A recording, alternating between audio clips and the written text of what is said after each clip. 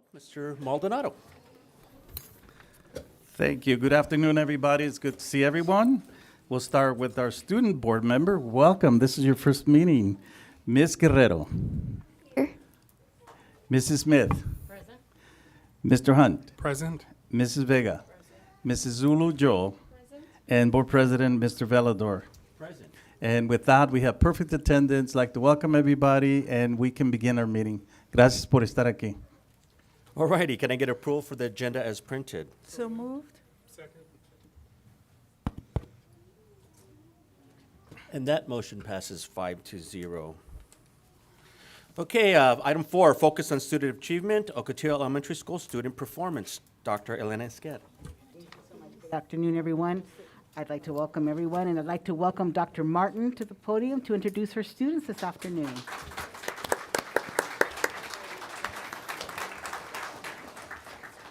Board and Cabinet, good afternoon. It's my pleasure to introduce part of our TKers who just completed their first 100 day of school on Friday. And they are going to perform for you under the direction of Mrs. Alanis and Mrs. Martinez.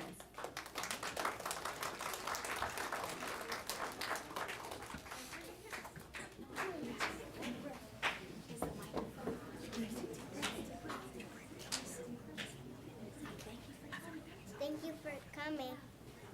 So we're going to sing one song for you. We're going to sing one song for you. I hope you like it. You ready?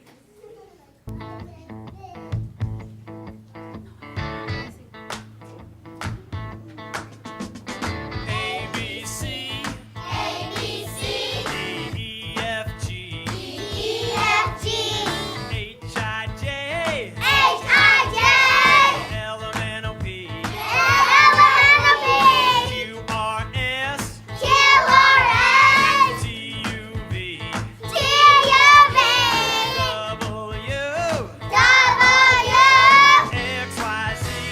X, Y, Z.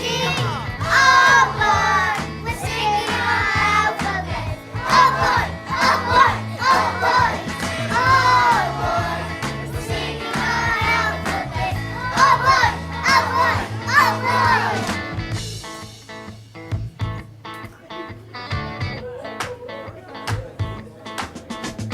A, B, C, A, B, C, E, F, G, D, E, F, G, H, I, J, H, I, J, L, M, N, O, P, L, M, N, O, P, R, S, Q, R, S, T, U, V, T, U, V, W, W, X, Y, Z. X, Y, Z. Oh, boy, we're singing our alphabet. Oh, boy, oh, boy, oh, boy. Oh, boy, we're singing our alphabet. Oh, boy, oh, boy, oh, boy.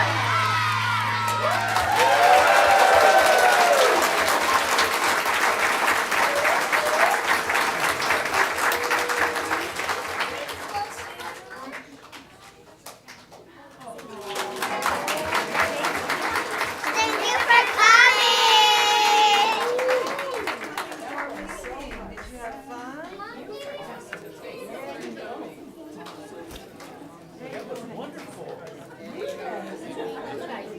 Mr. Velador, do you want to say something?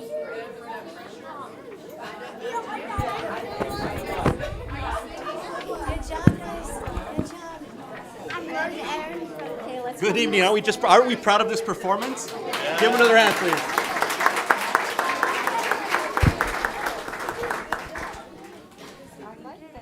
Boys and girls, that was so beautiful. You're doing so well. Did you have fun? Yes? Let's thank your wonderful teachers. Thank you so much. And audience, give them a big applause. Thank you so much.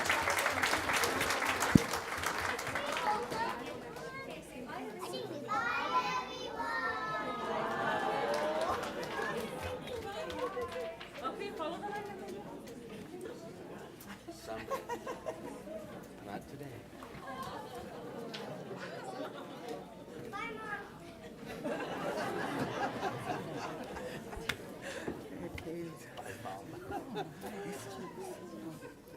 All right, we're going to go to item B, accountability and progress report. But prior to that, if you parents would like to exit with your children, you can, or you can stay in and listen to the report.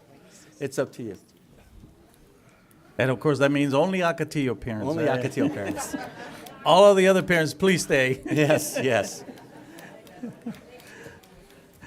Gracias por haber venido. Muchas gracias.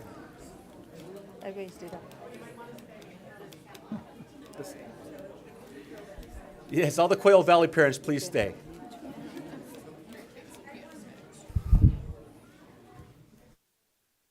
Okay, at this time, we'll go to item B, accountability and progress report. Mr. Danny Kanga. At this time, I'd like to call up Dr. Beverly Martin to give the accountability progress report for Ocotillo. And if you look to my left, you can see their fabulous banner highlighting all the great programs they have at Ocotillo. Dr. Martin, it's all yours. Well, I don't know how I'm going to top that. So good evening, Board President Valador, board members, Superintendent Maldonado, Cabinet, and student board member Clarissa Guerrero. Thank you for the opportunity to present Ocotillo Elementary's annual report, Leading the Charge, Reining in Results. Tonight, Ms. Morris and I will share how Ocotillo continues to bring the vision of the Palmdale Promise to life by ensuring every student is prepared, supported, and empowered for future success. At Ocotillo, we began the year grounded in one belief: every child deserves access to rigorous instruction, strong leadership, strong relationships, and opportunities that inspire them to reach their full potential. I am proud to share that our staff, our students, and our families embrace this commitment together. Before moving forward, I would like to recognize our dedicated staff and families. If you are a Panther, please stand and be recognized at this time.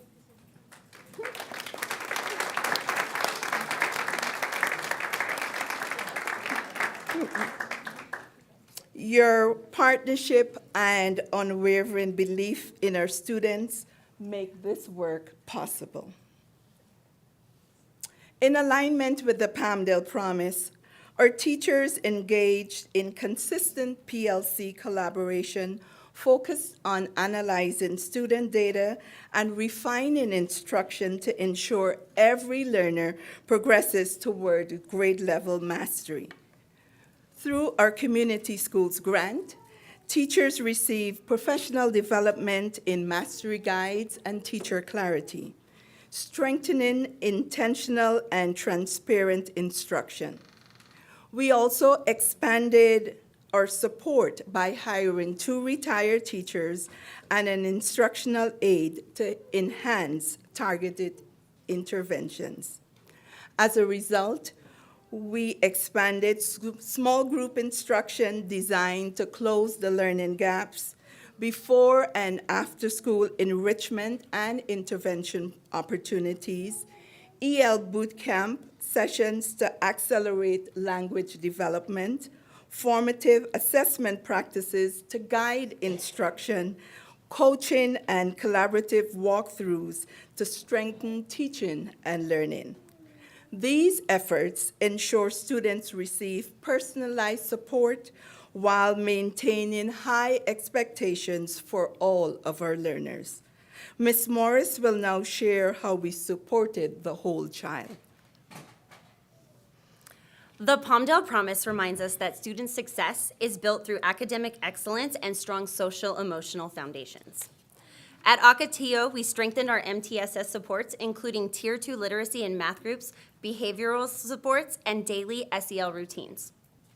These efforts earned Ocotillo gold-level PBIS status from the state of California. Additionally, Ocotillo has remained a national Capturing Kids' Hearts Showcase school for 9 consecutive years, reflecting our commitment to building strong relationships where students feel safe, valued, and inspired to lead. Attendance is directly connected to student success and is indeed a superpower here at Ocotillo.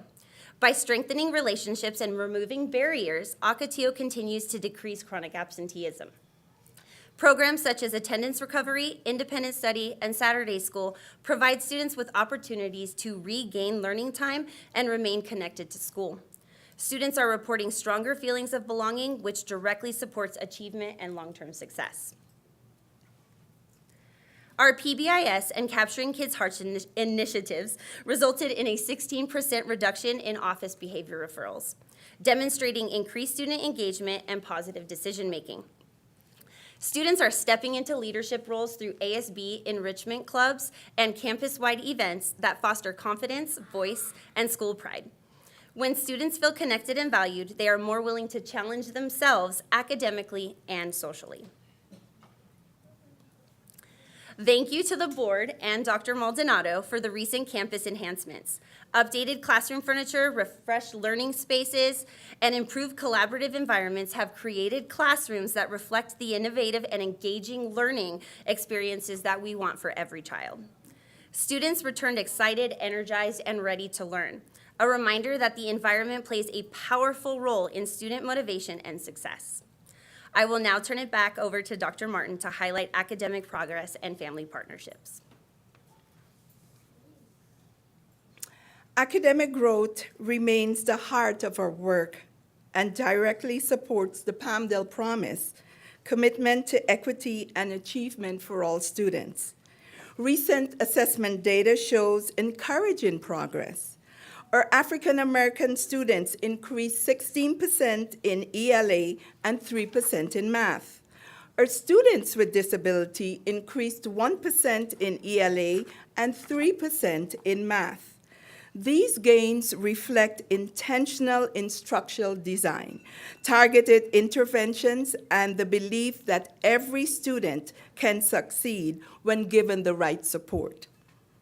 In English language arts, 32% of our students met or exceeded grade level standards, with an additional 27% nearing meeting standards.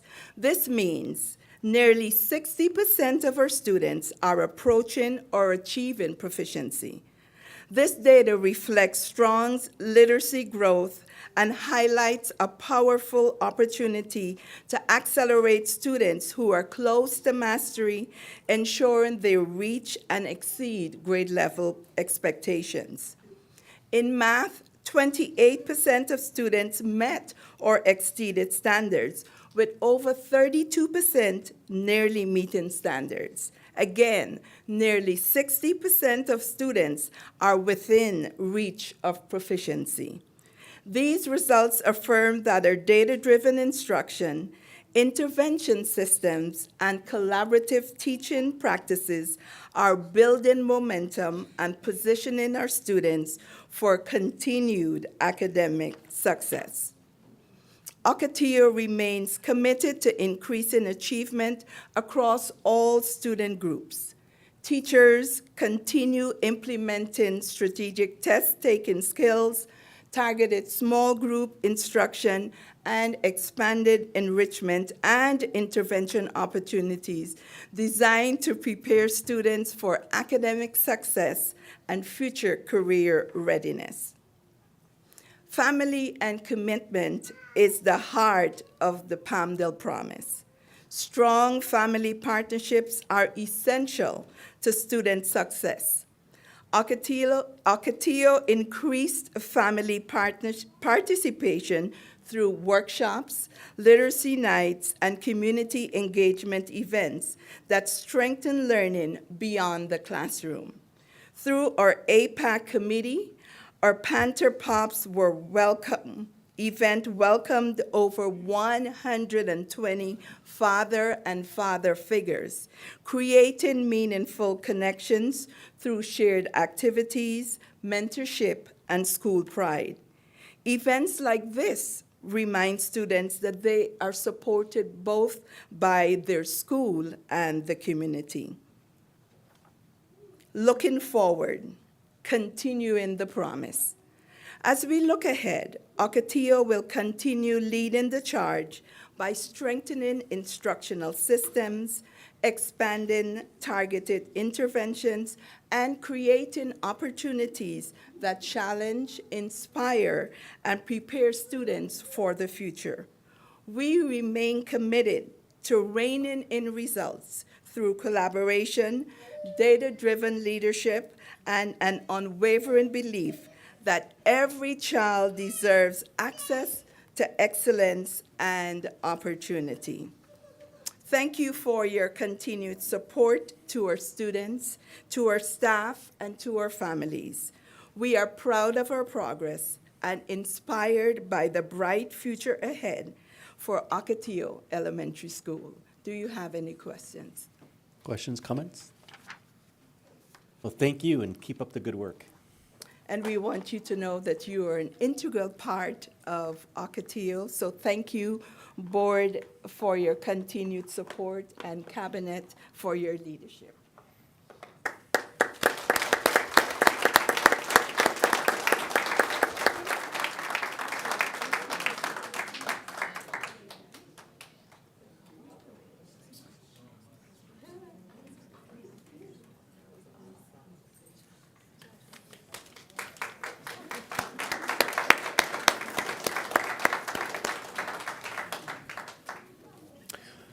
Okay, now we'll go to item C, Quail Valley Elementary School student performance. Dr. Elena Esquer. Yes, thank you. At this time, it is my pleasure to introduce the principal of Quail Valley Elementary School, Mrs. Black, to come and introduce her students.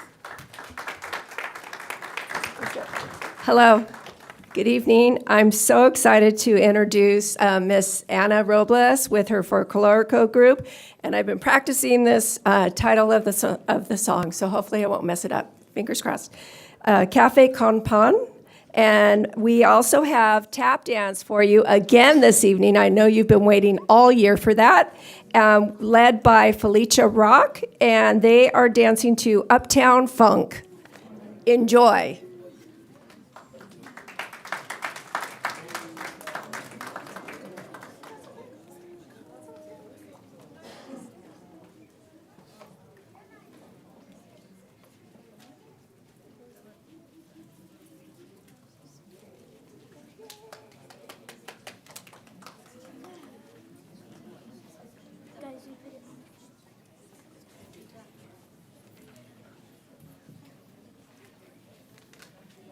Good evening, cabinet members. Dr. Maldonado and our fabulous Quail Valley family. My name is Janae Milton, and I'm Lila Ariano. And tonight we invite you to travel with us to Veracruz, where music and dancing brings communities together. Join us as we celebrate the joy and energy of Hernando Veracruz. Hope you enjoy.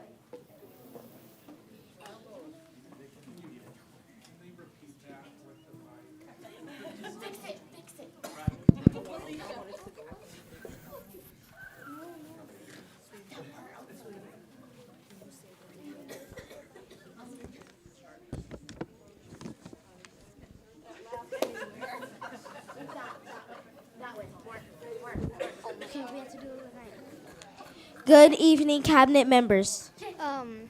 Dr. Maldonado. And our fabulous Quail Valley family. My name is Janae Milton. And I'm Lila Ariano. And tonight we invite you to travel with us to Veracruz, where music and dancing brings communities together. Join us as we celebrate the joy and energy of Tenango Veracruzno. We hope you enjoy.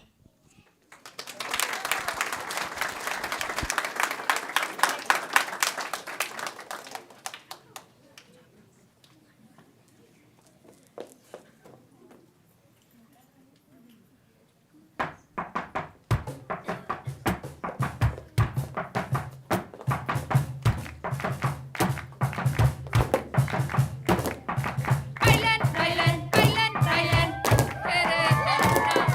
Bailan,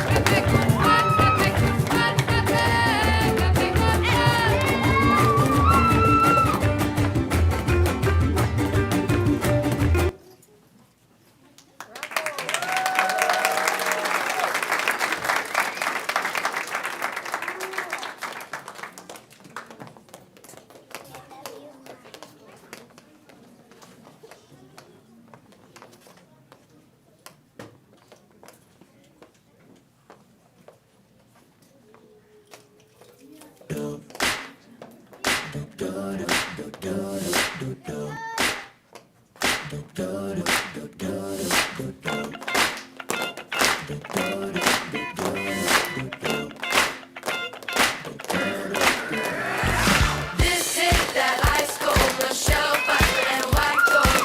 This one for them good girls, straight masterpieces. Stylin', wildin', living it up in the city. Got trucks on with Saint Laurent, gotta kiss myself, I'm so pretty. I'm too hot, yeah. Call the police and I'll fight, man. I'm too hot, yeah. Like a dragon, wanna retire, man. I'm too hot, yeah. Say my name, you know who I am. I'm too hot, yeah. And I'm paying about that money. Break it down. Girls hit you, hallelujah. Girls hit you, hallelujah. Girls hit you, hallelujah. 'Cause Uptown Funk gon' give it to you. 'Cause Uptown Funk gon' give it to you. 'Cause Uptown Funk gon' give it to you. Saturday night we in the spot. Don't believe me, just watch. Come on.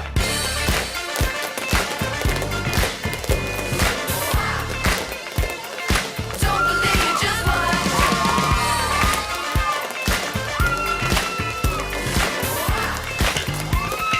Don't believe me, just watch. Don't believe me, just watch. Don't believe me, just watch.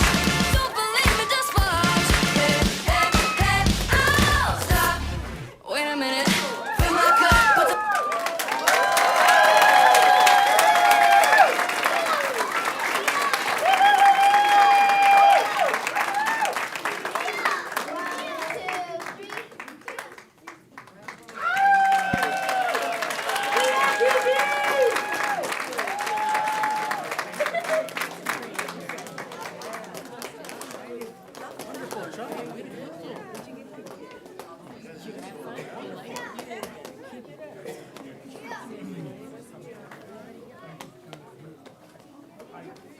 Mrs. Black, I can always count on having fun when I come out to your school and seeing all the students perform, especially at the superintendent breakfast, right? They always perform.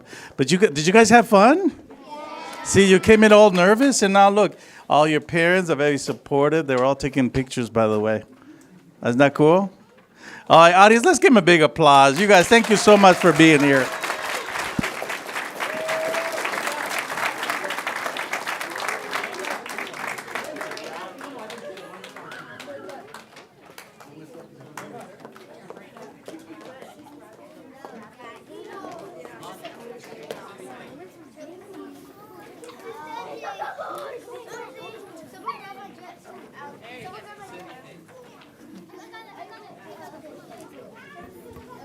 I'll tell you, these performances today have just been wonderful.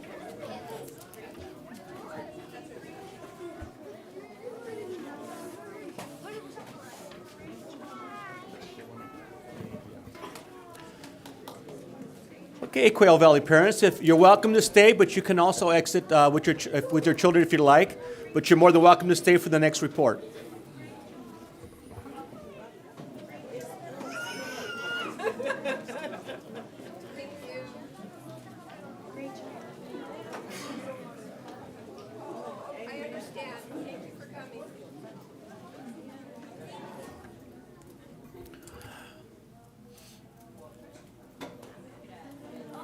Alrighty, we'll go to item D, accountability progress report for Quail Valley, Mr. Danny Kanga. At this time, I'd like to call Carol Black to give the accountability progress report for Quail Valley. It's nice to see some former colleagues in the audience. Hello, everyone. And if you look to my right, you can see their bulletin board highlighting all the great things happening there. Okay. Good evening again. I don't know how you top that, but I'll try. We'll try. We'll try. We'll do our best. Okay, you're doing the advancing, right? All right. Are you ready for us? We're ready. Okay. Good evening, Board President Velador, members of the Board of Trustees, Student Board Member Ms. Guerrero, congratulations, Superintendent Maldonado, and members of the Cabinet and members of the audience. My name is Carol Black, and I'm the proud principal of Quail Valley Elementary School. And I am Tynesha Jones, the proud assistant principal of Quail Valley Elementary School. Our school-wide theme this year is Together We Grow, the Journey Continues. Last year, we created an action plan focused on students making sustained growth in academic achievement. To do this, we made intentional instructional shifts to move student learning forward, and tonight we would like to share our results so far with all of you. This year, we have continued our academic growth journey together by taking a collective instructional approach to identifying students' needs through multiple data measures. Our action plan continues to be centered on improving student learning to drive greater academic success. So what steps are we taking? Teachers are conferencing with students to set reading growth goals monthly. We continue to implement teacher clarity practices focused on the priority standards. CASP interim assessments questions are used daily to strengthen students' problem solving and critical thinking skills. We're building automaticity of foundational math skills through consistent practices at school and at home.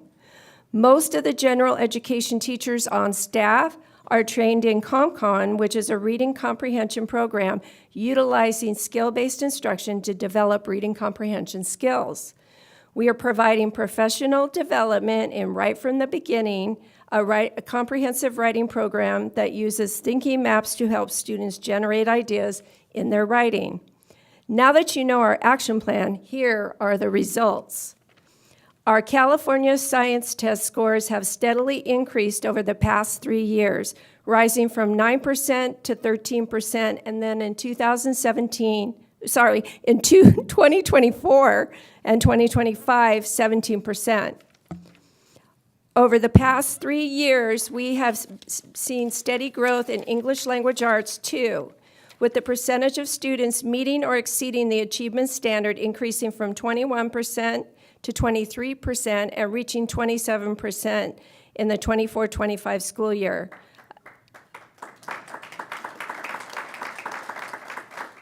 That was not planned. Additionally, you can see here the number of English learner students reclassifying has also increased. In math, the percentage of students meeting or exceeding achievement standards on the CASP shifted from 17% to 15%, and then increased by 9 percentage points in the 24-25 school year.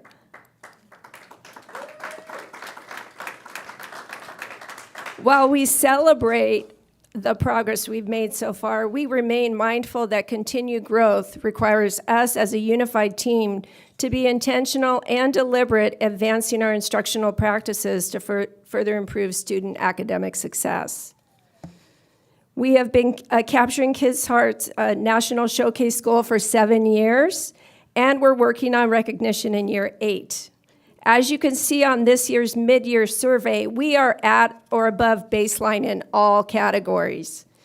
Building strong, positive relationships and a sense of belonging with our students is essential for learning to take place. We are intentional when it comes to greeting students, parents, and each other daily. Every class creates a social contract that is focal to the classroom community.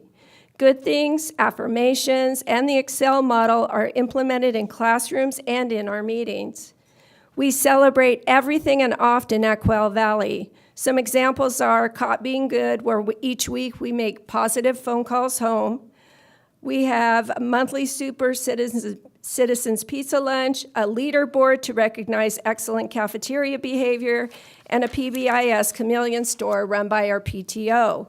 We celebrate student birthdays throughout the year with a birthday book giveaway, and students' names are announced weekly on the PA, where they can come to my office and choose a special birthday book.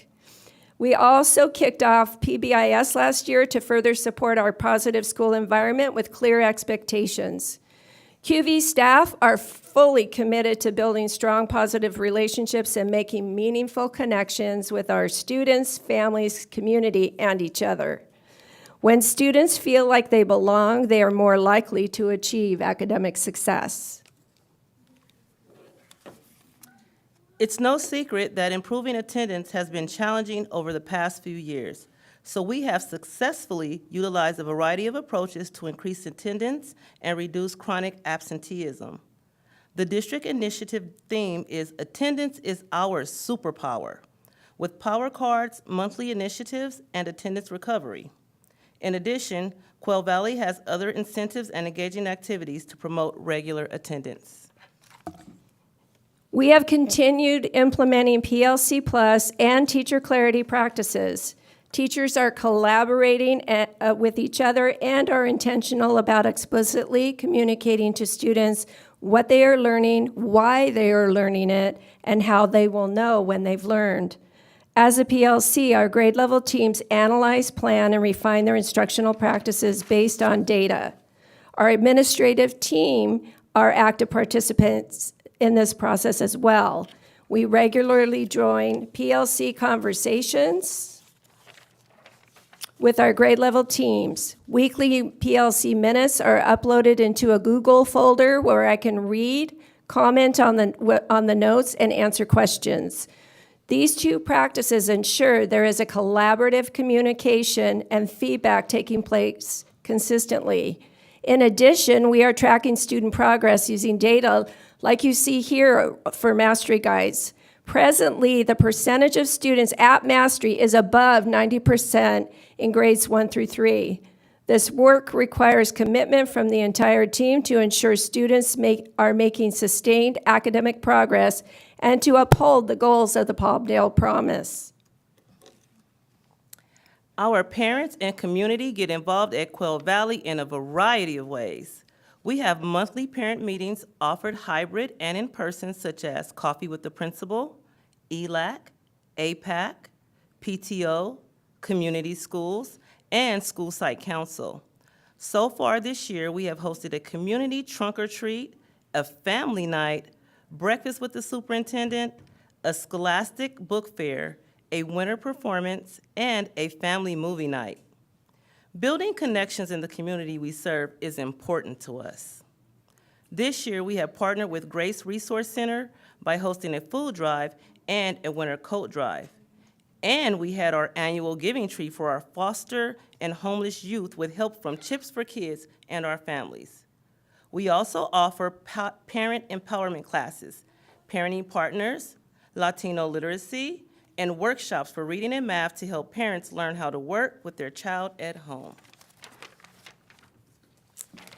We have so many good things happening at Quail Valley, so I'd like to share a few more here. We offer both academic tutoring and enrichment classes for students after school. There are several options for our students to choose from, too. We have Quail Valley Kids Morning News, Tap Dance, Folklorico, Aviation Club, Drama Club, Good News Club, Math Tutoring, Lego Robotics, and Attendance Recovery. Coming soon, we will be offering Culinary Education Club and Pickleball. We also have a learning garden, makerspace, and an esports center. Oh, I guess that's me.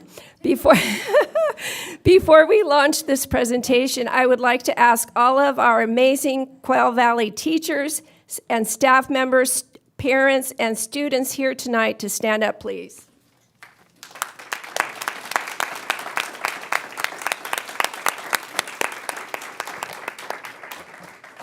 Thank you for your commitment, dedication, and hard work. Together, we will grow. And we would like to launch this with a quote by Helen Keller. Alone, we can do so little. Together, we can do so much. Thank you. Any questions? Questions? Thank you so much. Thank you. Thank you.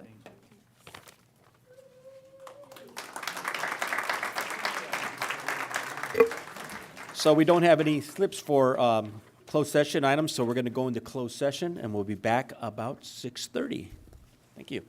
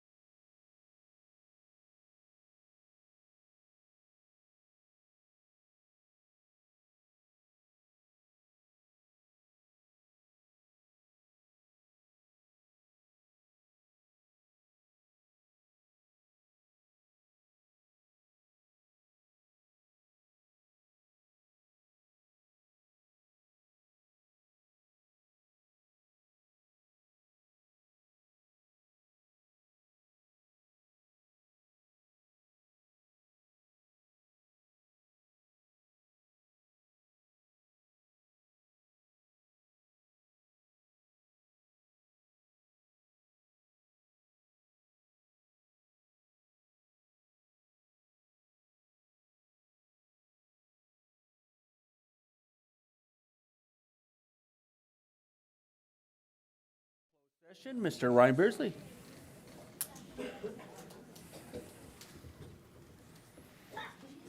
Good evening. On a motion by Sharon Vega and seconded by Nancy Smith, the Board of Trustees took action to deny the formal complaint appeal request filed by 12/03/2526 regarding findings of an investigation due to complaint filed against employees. The motion passed by a unanimous vote. All right, we'll go to item C, Dr. Donna Campbell.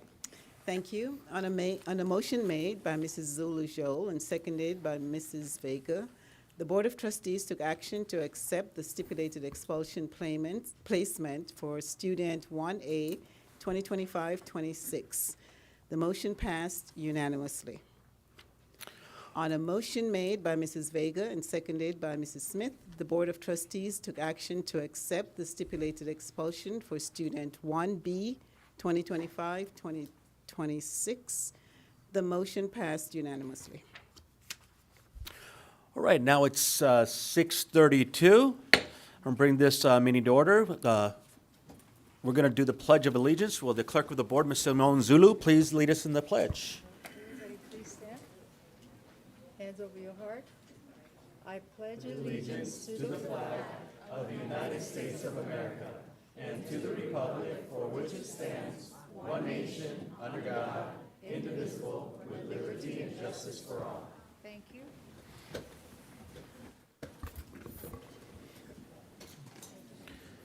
Okay, we'll go to item 12, items of interest. Ms. Guerrero.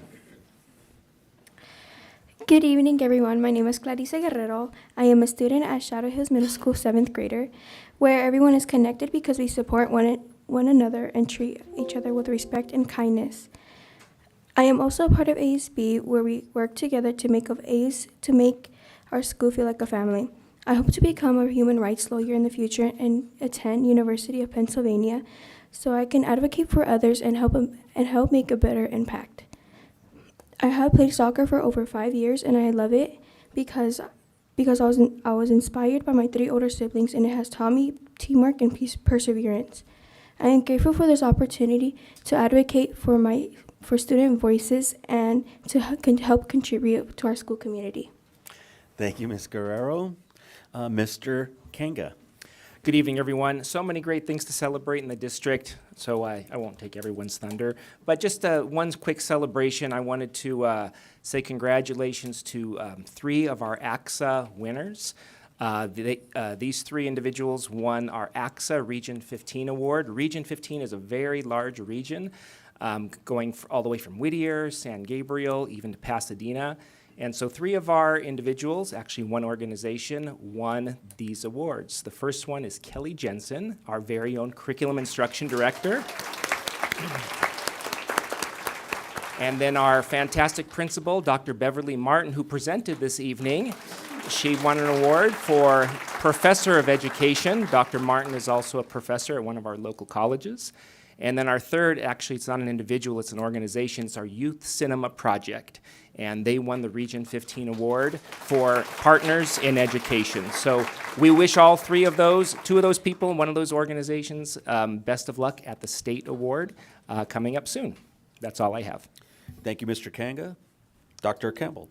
Good evening, everybody, and as always, great performances by our students. If you weren't here, you missed an exceptional folklorical performance. And the alphabet. Who knows that alphabet could be sung like that? You know?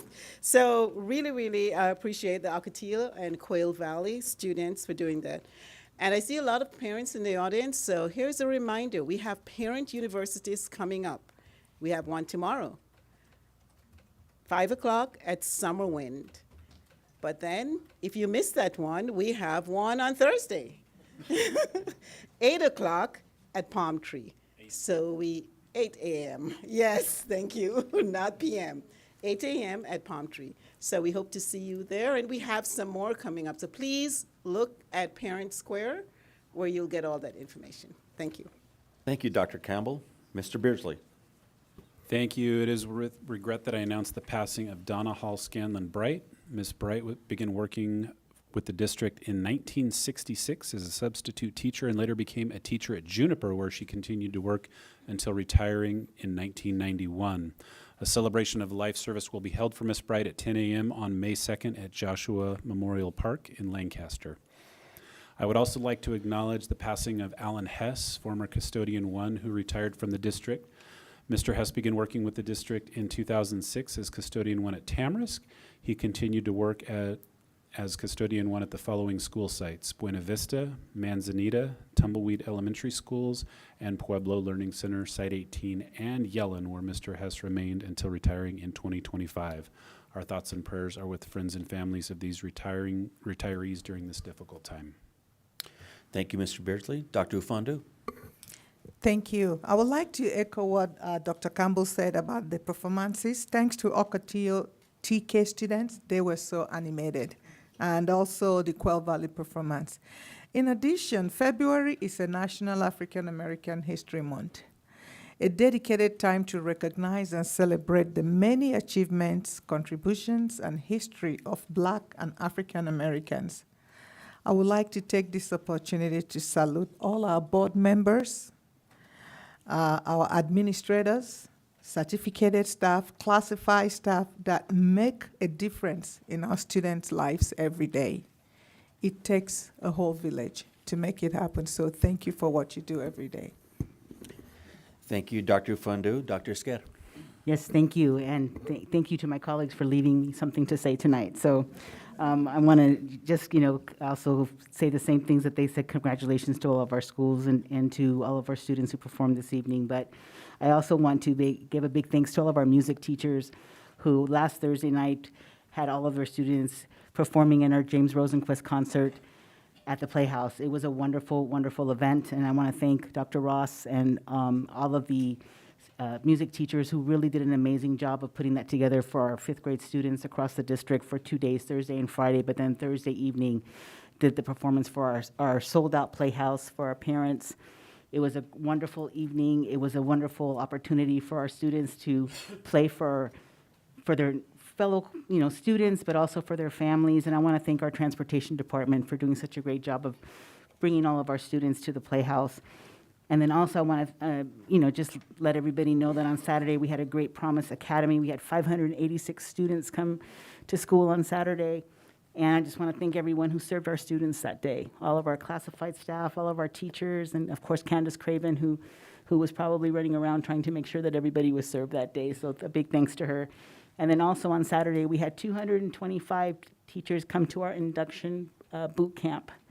And so we had a lot of presenters, and we had a lot of people that were providing our teachers with a lot of support. So a big thanks to our teacher support department for that day.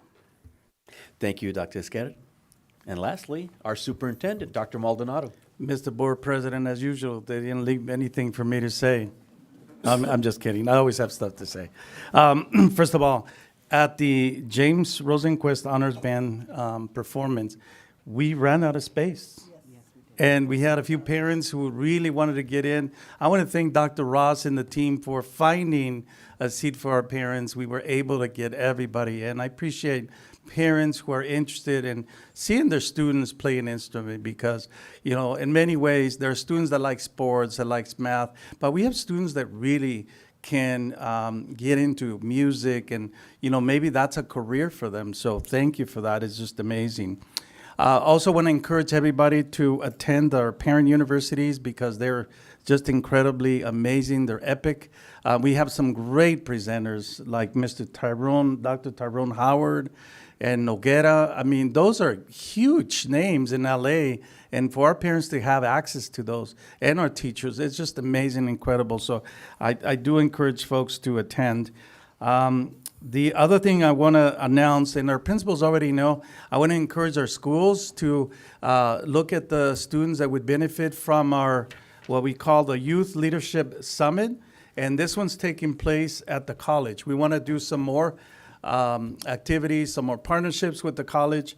So this will be on February the 21st. And it's going to be an amazing day. The students are going to get a tour of the campus. It's a beautiful campus. And we have a show. Dr. Campbell, right? What's the show?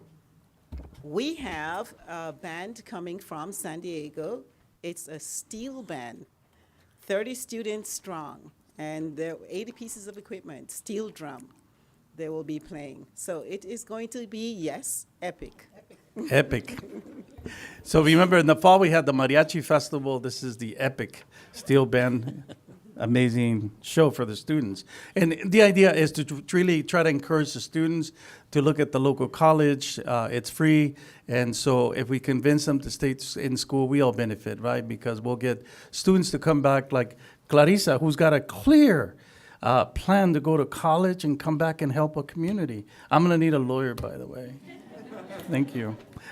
Just a couple of other announcements. The foundation, Palmdale School District Foundation Dinner is this Friday. Hopefully we can get a lot of people, right, Mrs. Vega, to support. We have a lot of the board members up here. And then lastly, I see in the audience, we have our amazing PE Teacher of the Year, Ms. Ashley Sharp, right? Now, I'm asking her to stand. I'm going to embarrass her because she was just selected. Let me get this right. And I may not get it right, Ashley, so you're going to have to help me. But I think it's called the Shape America Western District Elementary Physical Education Teacher of the Year. Did I get it right? Congratulations. Sorry if I embarrassed you. You deserve the attention. Thank you. Great job. All right, let's go to item 13, recognition, 24-25 perfect score student recognition. Dr. Elena Esquer. Yes, thank you. It's always wonderful when we can recognize our students, whether they're dancing, they're singing, or whatever they're doing. Tonight, we get the opportunity to recognize our students with perfect scores. So it is my pleasure to introduce our Director of Assessment for Learning and Educational Technology, Mr. Josh Harris, who's going to do the honors with our students this evening.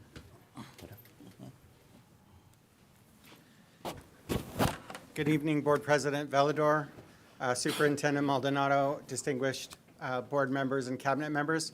I have two items before you tonight. This one is definitely the more joyous of the two. It is pretty rare in public education that we get to discuss perfection because we are all humans and we are engaged in a human enterprise. In the 24-25 CASP year, however, we had 26 students across the district who made perfect scores in either the ELA portion of the CASP test or the math portion of the CASP test.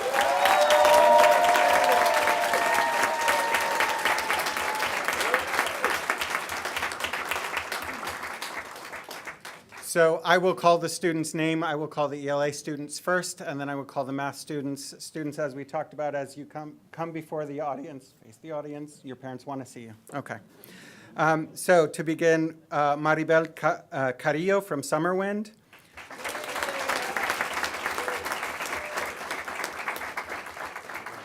Sofia Flores from Palm Tree.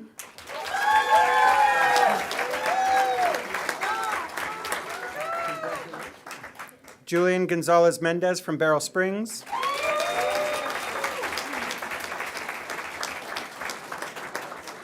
Ryder Laydell from Cactus.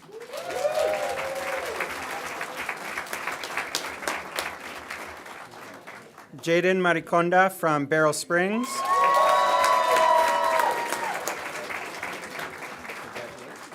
Amalia Martinez from Quail Valley.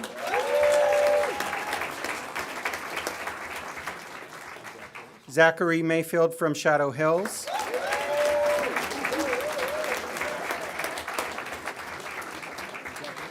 McKenna Pumilio from Palmdale Academy.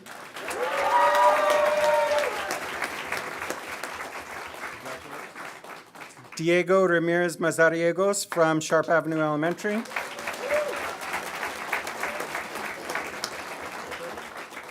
Natalie Reynoso from Golden Poppy.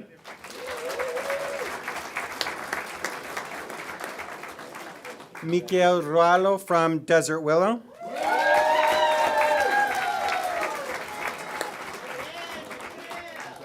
The following four students also had perfect scores in ELA but couldn't make it here tonight. From Innovations Academy, Miley Sandoval and Melanie Vasquez. From Cimarron, Ire Zepeda. And from Golden Poppy, Olivia Zuazo.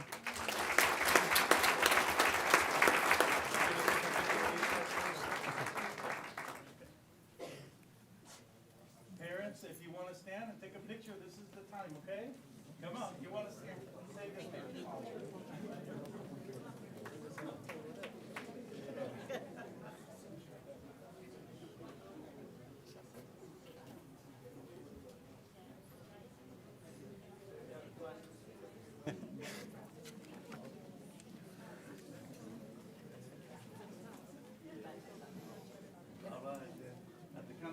say perfect score, okay? 1, 2, 3. Perfect score. Parents, go!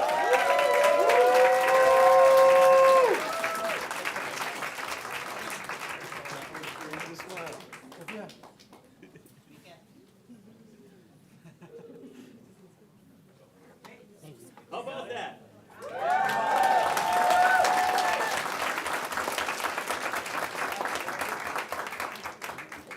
Perfect. One more. We got one more. One more, right here, right here. Thank you. Sorry, and I can't see very well.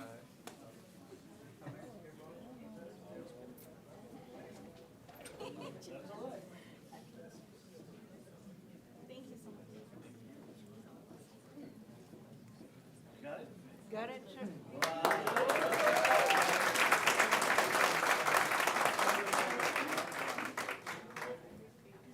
I don't believe there's any overlap.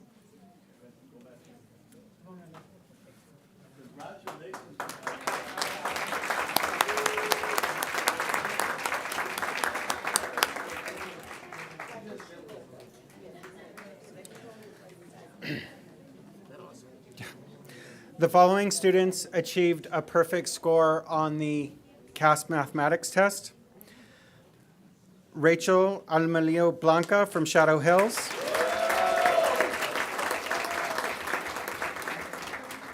Also from Shadow Hills, Kylie Aranya.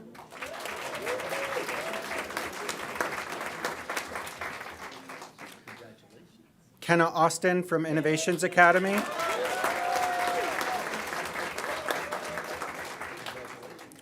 From Los Amigos, Citlali Becerra.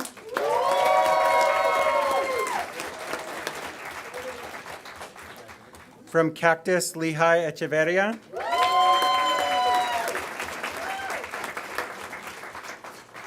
Also from Innovations Academy, Ethan Flores.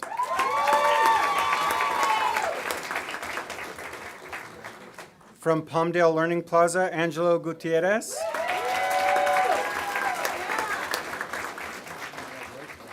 From Buena Vista, Landon Lewis.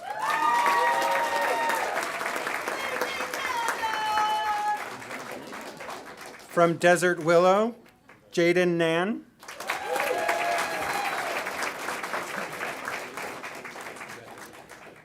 Again from Innovations Academy, Ariel Ramos.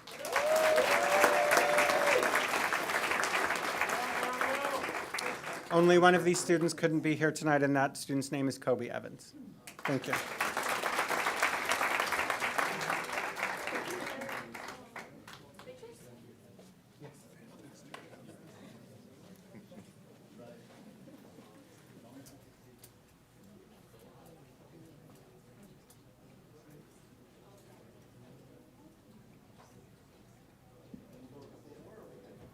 See everybody?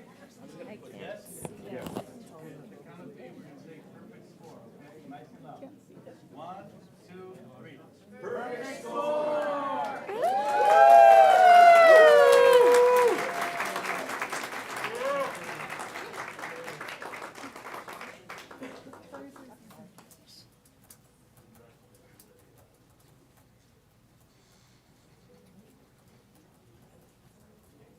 You're like, sorry.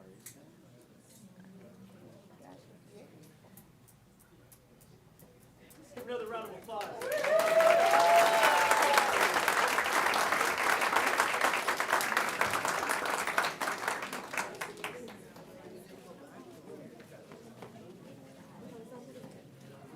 Thank you very much, board members and cabinet members.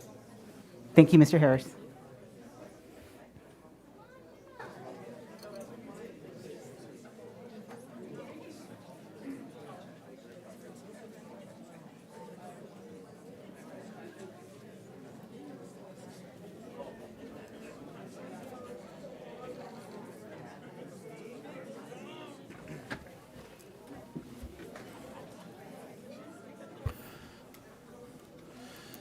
So before the next item, if you want to exit with your children, you're more than welcome to, or you're more than welcome to stay and watch the rest of the items. Thank you.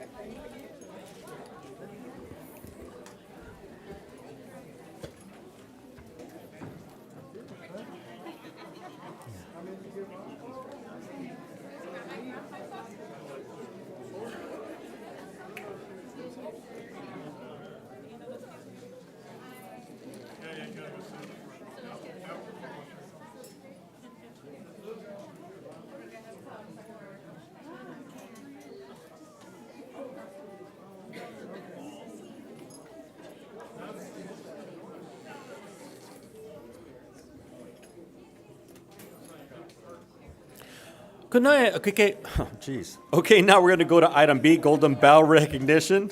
Dr. Lenny Scare, I got a little tongue-tied there, excuse me. Thank you, Mr. Valador. So now it's my pleasure to introduce our Director of Access and Equity and Multilingual Programs, Mrs. Sonia Salcedo, to begin the recognition.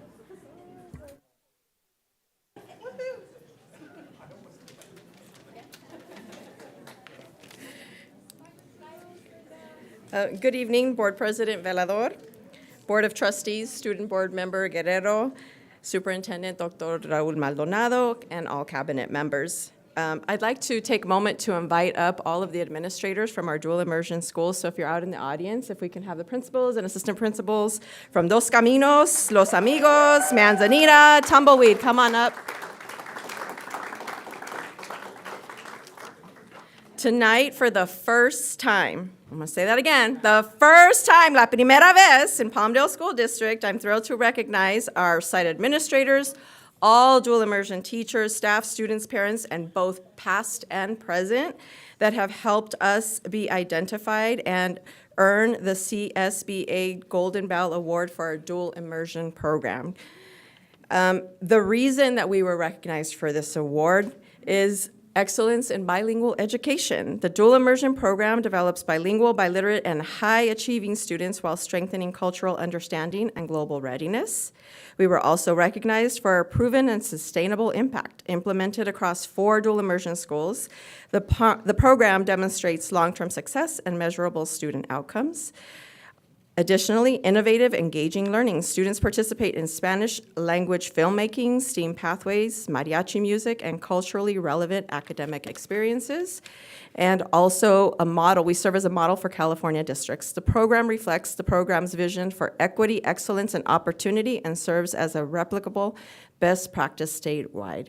So this just affirms the Palmdale School District's leadership in dual language education and its commitment to preparing students for multilingual, multicultural world for almost 30 años. So congratulations to everyone, and thank you for continuing to support this work. And I'd like to turn it over to Dr. Maldonado as well.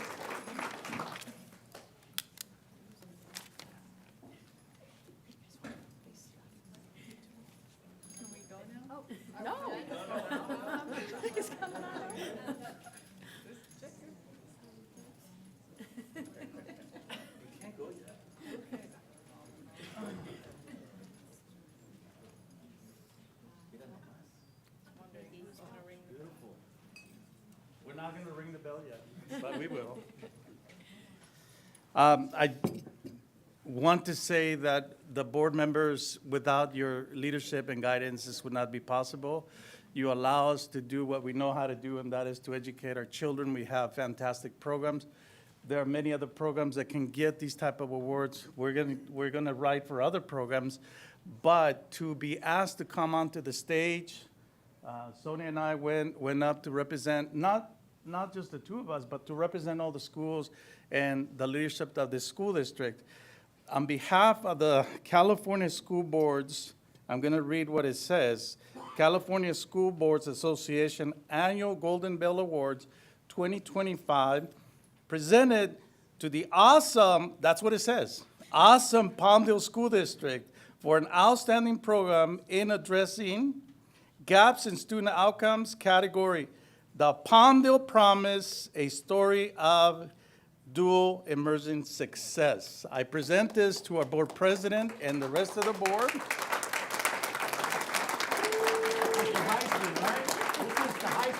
And it's like when you win the World Cup, right?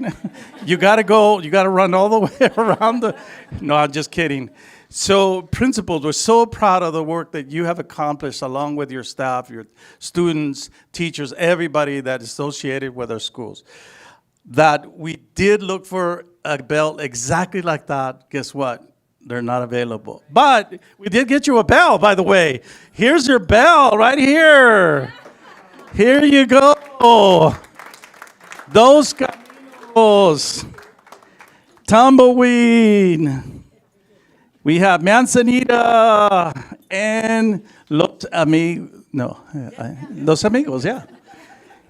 So, by the way, we're all going to ring it at the same time because this is going to become a tradition. I get the little one. But not yet, not yet.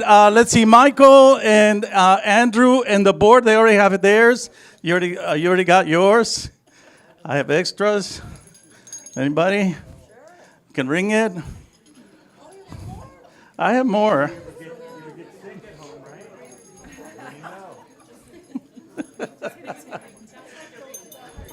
All right. To celebrate this awesome win, at the count of three, you're all going to say, Golden Bell. The cabinet already has their bell.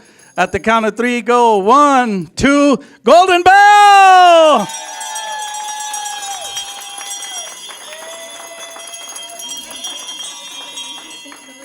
That's a beautiful sound.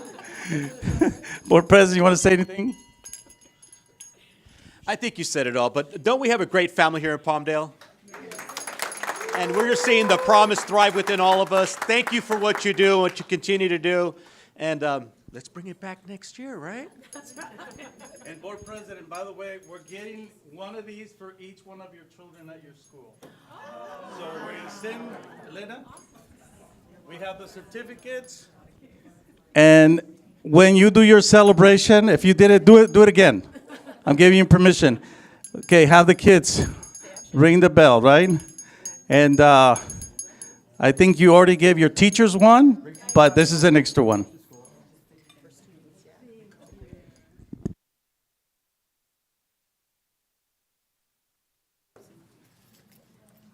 We're going to take a picture, right?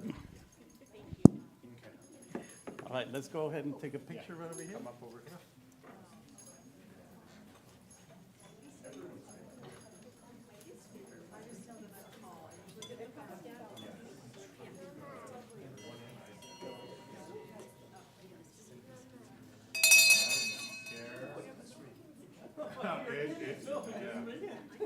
Okay, on three. Golden Bell. 1, 2, 3. Golden Bell! Woo! Great job.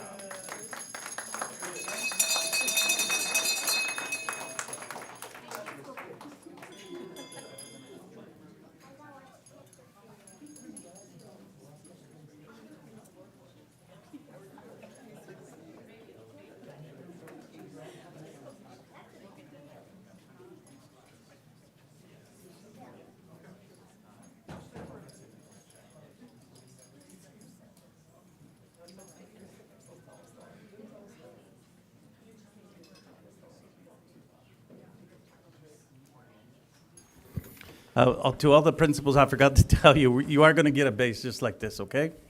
So that's coming. All right, let's go to item 14, reports, informational items, discussion. California State budget updates provided by Capital Advisors. Dr. Raul Maldonado.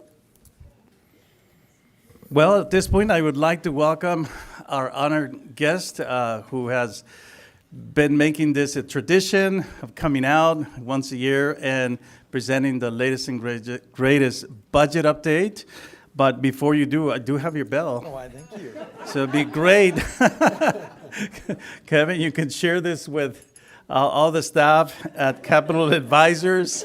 And just remember us. So welcome. Thank you so much. Thank you so much, Superintendent and Board President, members of the board and the cabinet. It's good to be with you again.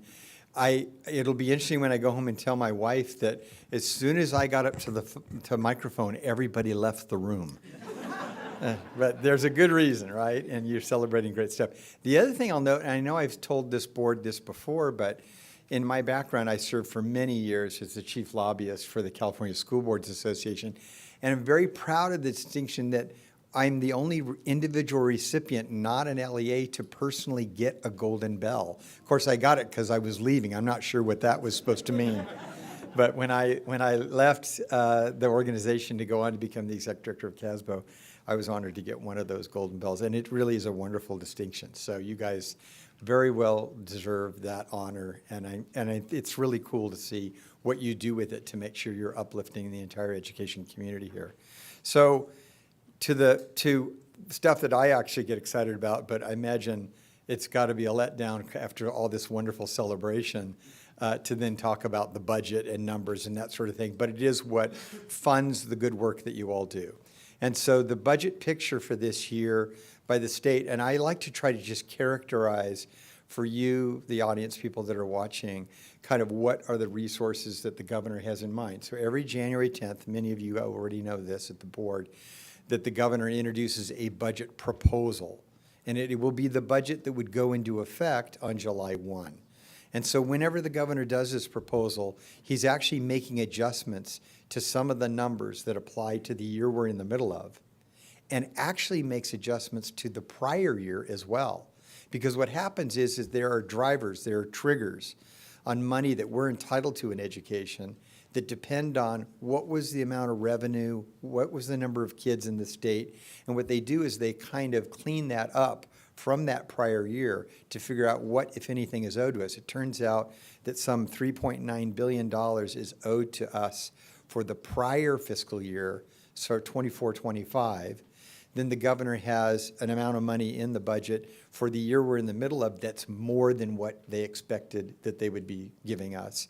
And then, of course, the governor is doing an estimate of what he thinks he's going to be giving us next year beyond what they originally planned back when they did the budget last summer.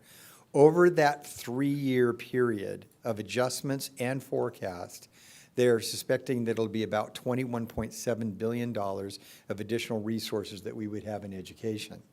The thing that's disappointing about those numbers is that it's about $8.3 billion of that money that immediately sort of vanishes, that doesn't come to local districts, including this one. And the reason why, some of it's good stuff, like for example, whenever we have rising revenue that's kind of unexpected, and we have an entitlement to that money, one of the things that happens immediately is they have to take some of it and put it in a rainy day fund for education. So that what we call Prop 98 rainy day fund has to have a deposit of $4.3 billion of money. In fact, that amount of money is the largest single use of the total dollars that we have coming to us. It actually just gets pushed off to the side and put into that rainy day fund. So it doesn't come to districts, so we're kind of bummed about that. Then the next thing they do with that big pot of money is they say, are there some things that we did in the budget maybe we shouldn't have done that we need to correct? One of them is that they paid for the cost of living adjustment, the inflation adjustment that we get. For the year we're in the middle of, they're paid for that with one-time money. Well, you know that you negotiate that and it's ongoing in its impact, and if they don't fix that, you're on the hook for something you're not going to get the money for. So immediately they had to correct that. That was $1.7 billion out of this money. Now, we're glad they have it so they could fix that, but $1.7 billion of the money that is part of this whole package will go into making that COLA real and sustainable over time. Then the next one is that when they did the budget for the year we're in the middle of, they were actually having kind of a rough time last summer, trying to figure out how do we give schools what we think we ought to give them, but try to hold us and insulate us from any kind of cuts. The way they did it is they said, we're going to give you money each month that you're entitled to, but when we get to June, we're going to make the June payment by borrowing from the next year. We call it a deferral. A lot of people have gotten used to that. It's a budget gimmick that helps them cover their obligations. To you that receives the green money, you're not really sure what's going on, but imagine they give you the money and the next year they don't have it. That's a problem.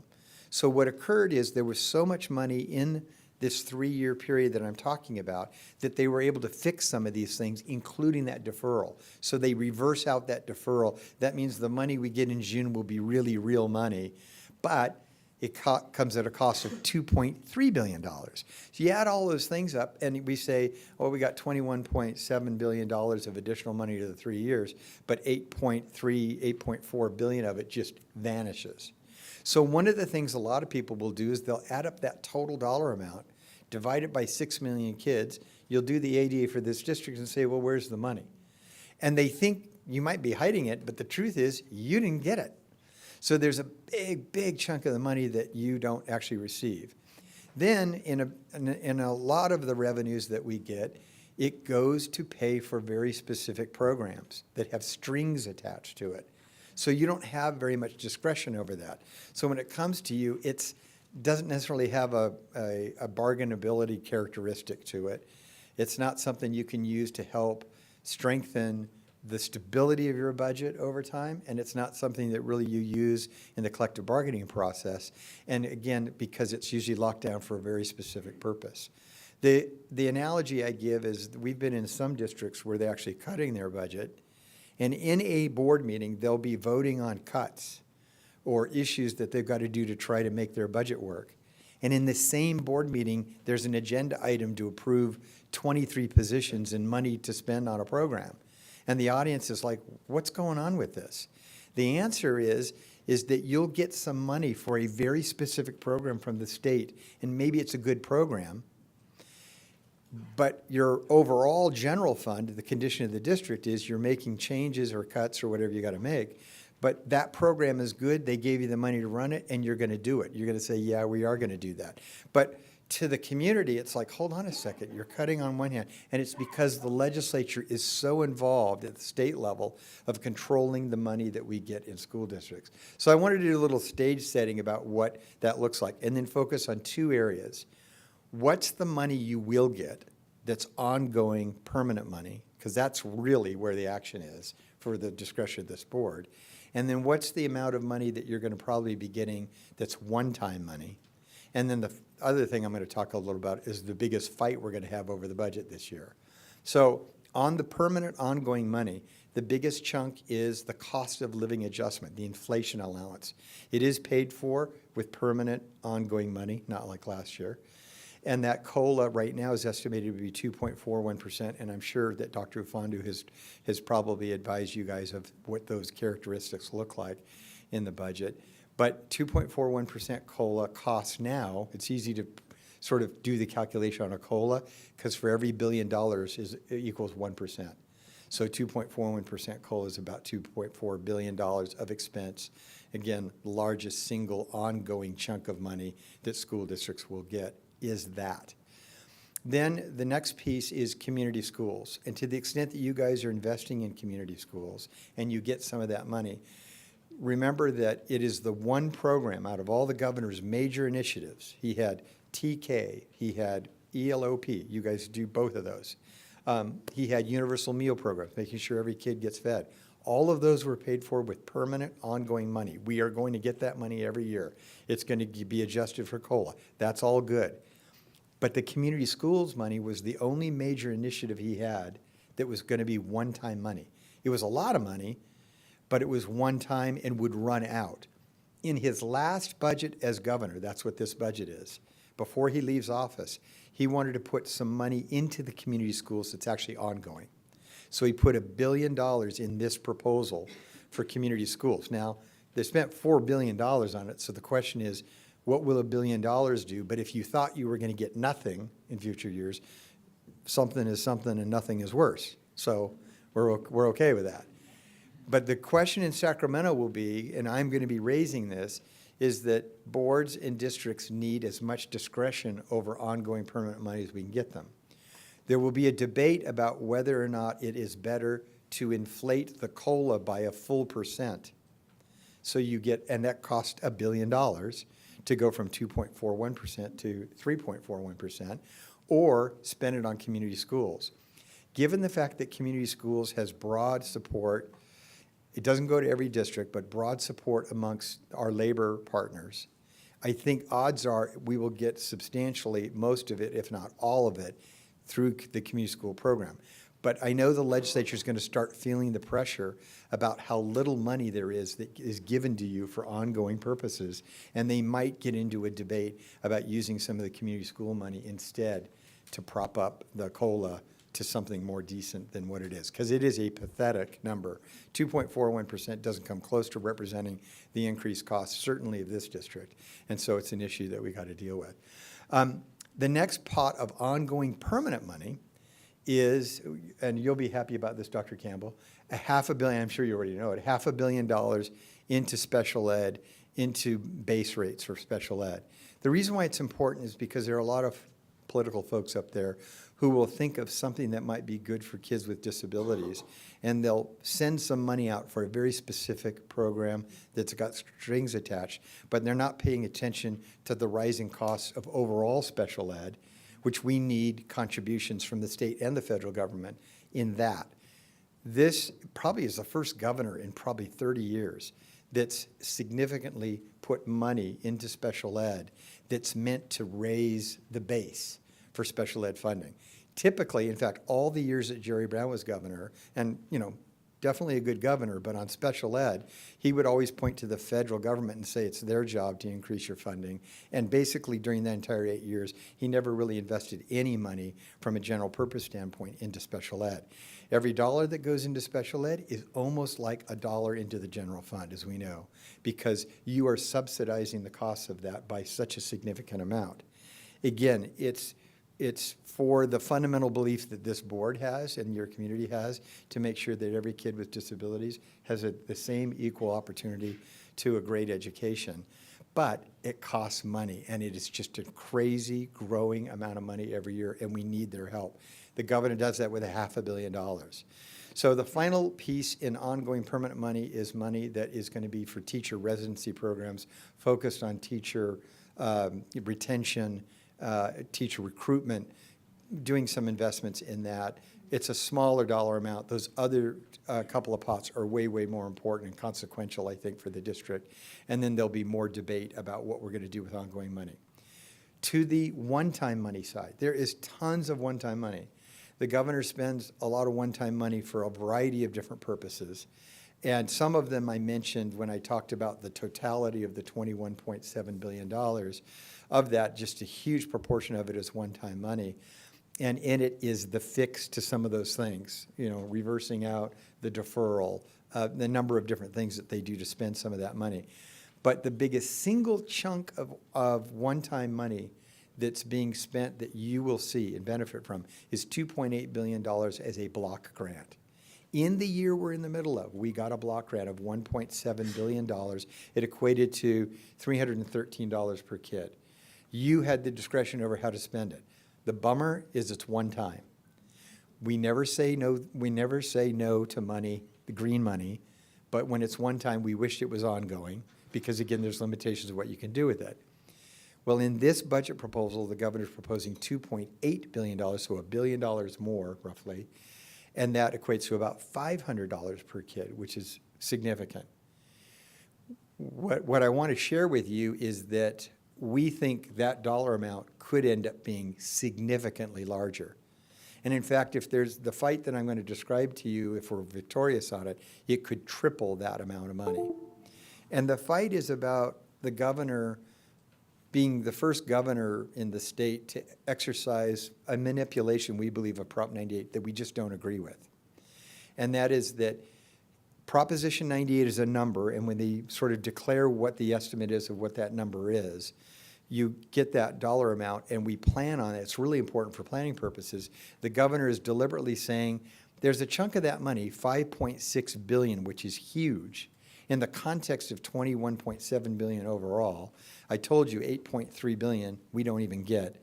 And to then, on top of it, take $5.6 billion more off the table from us and say that I'm just going to hold it back because I'm worried about whether or not the economy could slip a little bit and maybe you wouldn't be entitled to it.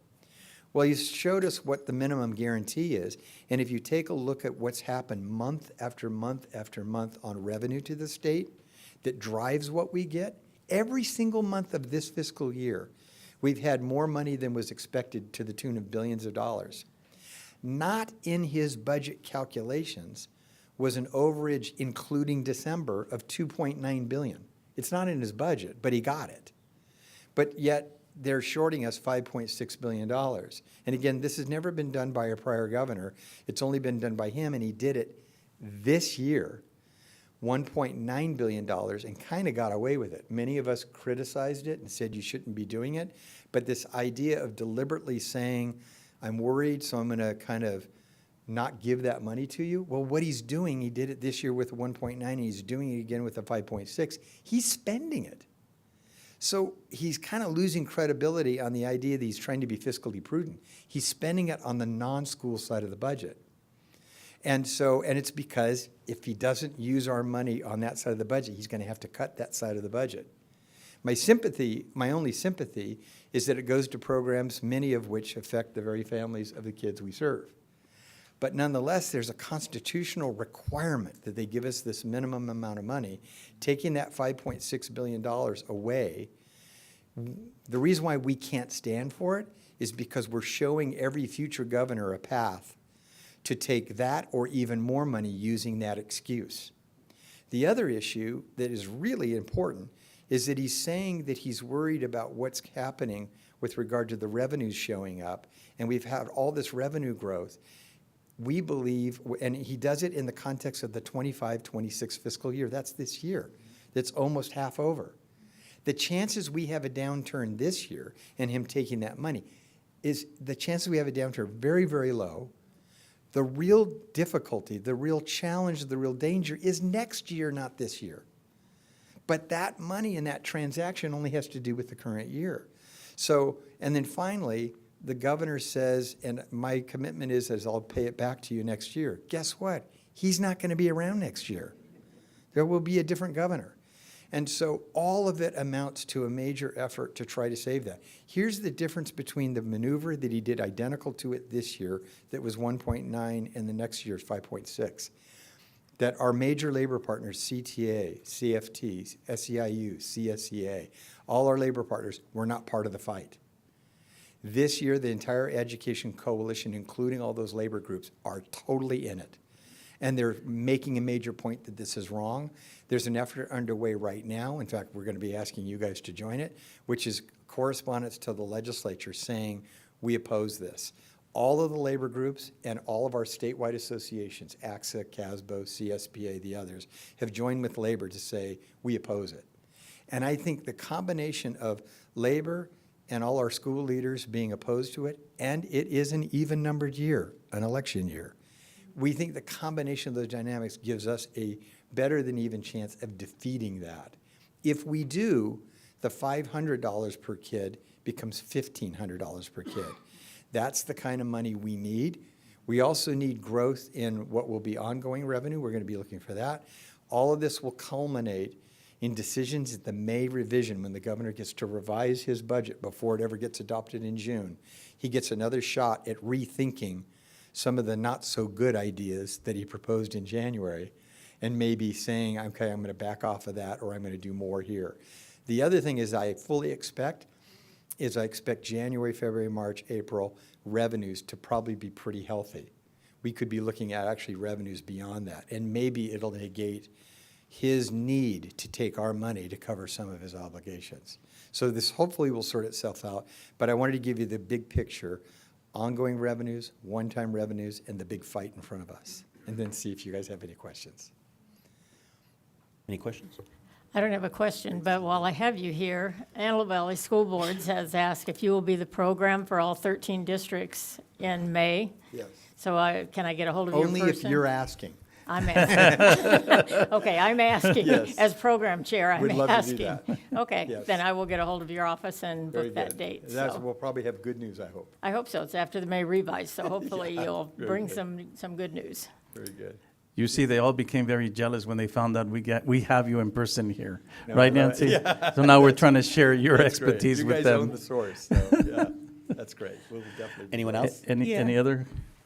Kevin, the question came up about funding us through enrollment. Yes. ADA. I know the governor said something during Yeah. in this budget. Can you just refresh our memory on Yeah, that? so there's been a long-standing debate. I've been part of it. Wrote a bill probably 20 years ago that tried to address this issue. What it is that in California, we're one of not a lot of states that funds our schools based on daily attendance of every kid. Instead of saying, well, how many kids do you have enrolled? Let's fund you for the number that you have totally enrolled, because we set the stage for teaching and learning by 30 kids in a classroom, and we get that started at the beginning of the year. This idea that if a kid misses a day or a week or even a month, that somehow we save money, you know, when the teacher in the classroom is, and the personnel that we hire are the biggest expense we have. The kids don't leave in 30-unit packages. They don't. And so that idea that somehow schools get penalized when a kid doesn't show up for a day is just nonsense.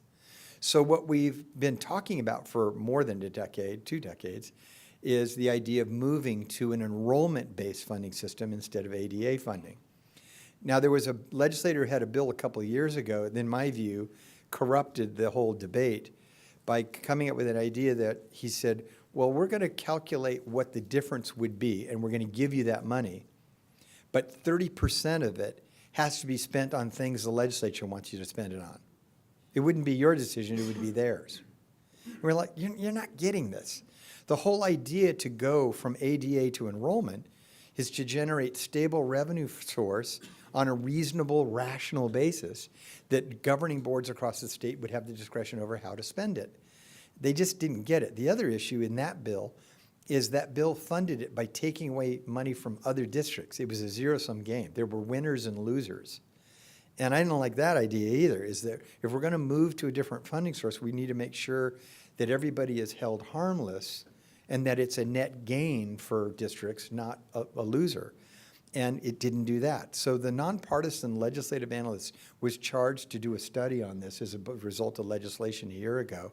They completed their report and said, yeah, you could do it, but it's $6 billion of ongoing permanent money. So I will tell you, this is not the year it's going to happen because they don't have it. But it continues to be in sort of the community, education community, as a talking point. We want to keep the pressure on for them to look at doing it right and considering to do it again someday. The biggest reason the legislative analyst actually sort of opined a sort of less than favorable opinion of it is because they said they believe that if we take a funding system that's predicated on daily attendance and we switch it to enrollment, that we will care less about whether kids show up every day. And there are ways to solve that problem. The bill that I had been involved with writing about 20 years ago had a provision in it that said, we're going to track your adherence to making sure kids come to school. And if your attendance rates fall, we're going to actually have a penalty in there that locks up some of the money, a small percentage of the money. You can only use that money to help improve attendance. And then when you get attendance back where it belongs again, it gets unlocked and you have discretion over that money. So it creates some accountability, if you will, but then also returns it to complete local control. And it'd be about, I think we had about 10% of the money that would be generated as the difference that would be categorized to be used to improve attendance. And then after you did that, you would get the money unlocked again. That's the right way to do this. And there is a right way. Some have described it as a heart-lung transplant up there because there's provisions and references to ADA in the Constitution all over the education code. So it involves a very, very big undertaking to change it, but we need to start the conversation somewhere. So I appreciate the question. I have another question, too. Yeah. You adeptly avoided federal funds Yes. on here. Very good. And can you kind of tell us Yeah. where you think that is Yeah. and where it might be going? Yeah, very excited. And tonight, the Congress did finally send, and I believe the president actually just signed it, which is that the agreement in Congress over those appropriation bills did get passed, went to the president's desk. It's the House and the Senate just outright rejected virtually all of the cuts that the administration was proposing. $12 billion in cuts were proposed. They not only didn't go for $12 billion in funding, it's a net increase. It's pretty pathetic. I guess it's their effort at making a statement, but it's $217 million more than what we got in the prior year. On a federal level, that's budget dust. It's 20 million more in special ed, which makes the, sort of a comment about is special ed important. But $20 million, it's almost like dropping a penny in the water glass for a waiter. I mean, it's pretty insulting. It should be a lot more what they're giving to special ed. $20 million increase for Title I, but all of it is way better than the budget cuts that were proposed last March. So I always said, and I think I mentioned it to you guys, I was joking that as long as Congress does what it does best, which is nothing, that we were going to be safe. And the reason why I said it is because when they can't agree on a spending bill, which the president was proposing cuts, if they can't agree, they do what's called a continuing resolution, just to keep the government open, and it's predicated on whatever you got in the prior year. I thought that's where we would end up. I never thought both the Senate and the House, Republicans and Democrats, would ever get together to agree on a budget that would actually not really cut us. And that's exactly what happened. So it was like a minor miracle. There are 12 bills that are appropriation bills that fund the entire government. They basically passed everything to the president and he signed it except for Homeland Security, which gets a little bit of for a 2-week period, they're going to debate what should be done with Homeland Security and then try to produce a funding bill for Homeland Security. Sort of good luck with that one. So we'll see what happens. That could end up being a continuing resolution, potentially. We'll see. But that's the update. It's really good news. I'm glad you pointed that out. So if we were worried about cuts to Title II, Title III, Title IV, migrant education, a lot of these other programs, no cuts to those programs. And of course, Title I was always going to be flat funded, and then special ed with that little bit of an increase. Great. Anyone else? And certainly for our district and our students, our programs, that's big news. Because we worry about title monies. Yeah. You know, we depend on them, so. I mean, districts were really poised to have to make cuts. If those reductions had taken place, you guys would have been cutting your budget in those programs. Yeah. Right. Oh, by the way, I want to say, it really validates, this board in particular has made a priority about not forgetting about the impact of those federal programs. And you guys have actually rolled up your sleeves, gone back to DC, and spoken truth to power. That really matters. We would not, because it wasn't just the Democrats that were on our side. We had 10 U.S. Senate Republicans that said no cuts to schools. That doesn't happen by accident. That's pressure that's brought to bear on people because they're hearing from school leaders like you guys. So the fact that you guys take the time out of your very busy schedules to make that trek back there to Washington, D.C. and let your voices be heard, super important. We'll be doing something like that again probably in the spring, and hopefully you guys will be engaged with that again. Will you be attending Coast to Coast? I will, yeah, I'll be there. Do you want to share the bad news? Yes, about the slightly bad news. I kind of told them already. Yeah. Well, one of the things that we've done every year is we've had the California delegation of the members of Congress do a reception honoring elected school board members from California in the House members' private dining room. And it's just an amazing room in the Capitol building. Well, they've shut it down for 2 years for renovation. So, you know, someday they'll be eating in that dining room again and then going to the Kennedy Center presumably afterwards. But everything's closed for 2 years. So bottom line is we have to find a different place to do it. And so right now we do have a really elegant hearing room, and it's the one that's pretty famous on television on the Senate side that Senator Adam Schiff has arranged for us to use. That will be in that room, and it'll be a catered event, and then we'll have members of the House of Representatives. The good news about that, much higher chance we get both our 2 U.S. senators to come and join us, which I think will be very likely. So, which we didn't have last year. We did the year before, but not last year.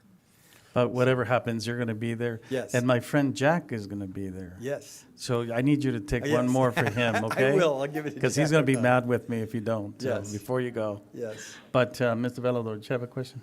No.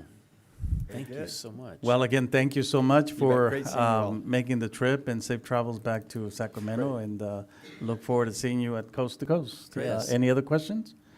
Okay. Thank you all very much. And the Thank you. plan B doesn't sound so bad.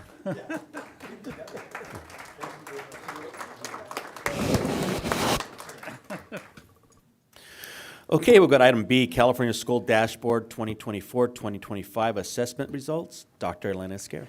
Yes, thank you. I'd like to ask Mr. Harris to come back up to the podium. He's going to share the dashboard results with all of you.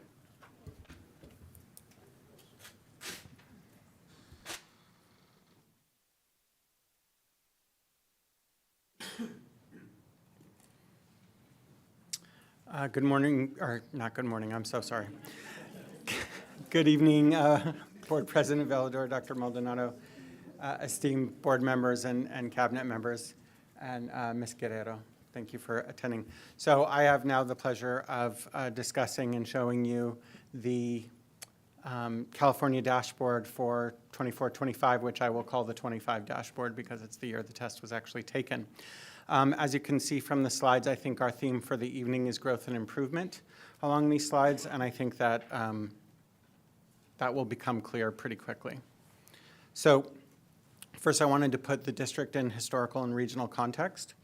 So this year you can see at the top on the left that we had just over 30% met or exceeded standard on ELA and almost 19% on ELD. When we compare that with the state, we see this last year the state had almost 49% meeting standard on ELA and 37.33% on math.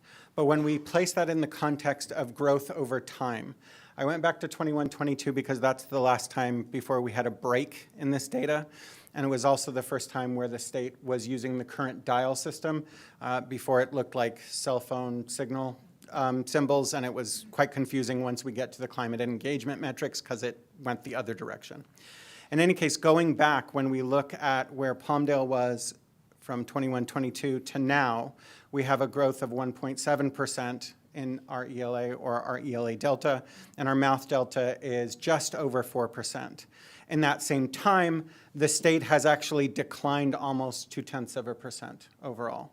And they have grown in math. The state of California has grown in math, but not quite as fast as Palmdale School District. So we have an ELA delta 9 times the state of California. And we have a math delta a little over 1 time the state of California, which I think is positive growth, especially when we look at ELA, which is a foundational skill to the other assessments, and that we actually have growth in the state over the same time frame has slight decline. Here you can see our multi-year trend, the long view of our data. When you look over year over year, 23-24 to 24-25, we have a 3.25% increase. When we look at it from 22-23 to 24-25, we have that 3.25% year over year. Last year to this year was to almost 3. In the same time periods in math, year over year is a 2% increase, and if we go back 2 years, we have a 2.25% increase. So we're showing steady growth since basically in our post-COVID era. When we look at us in terms of regional benchmarking, you can see PSD in the context of all of our large-sized neighbors and some of our large charters. You can see across the valley, it's a pretty good picture. We have growth in most of those districts.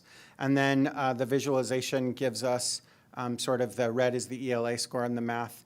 And you see a pretty common trend, and we see it across the state of California as well, that ELA scores are tend to be higher than our math scores. So then moving from our regional and historical context into our performance data, you can see we have our 5 accountability metrics here, which are chronic absenteeism and suspension. We will call that engagement and culture or climate. Then English learner progress, which is a measure related to the LPAC assessment, and then ELA and math. As a district, this is the first time since 2017 that we have no dials in red in any of our district level accountability metrics.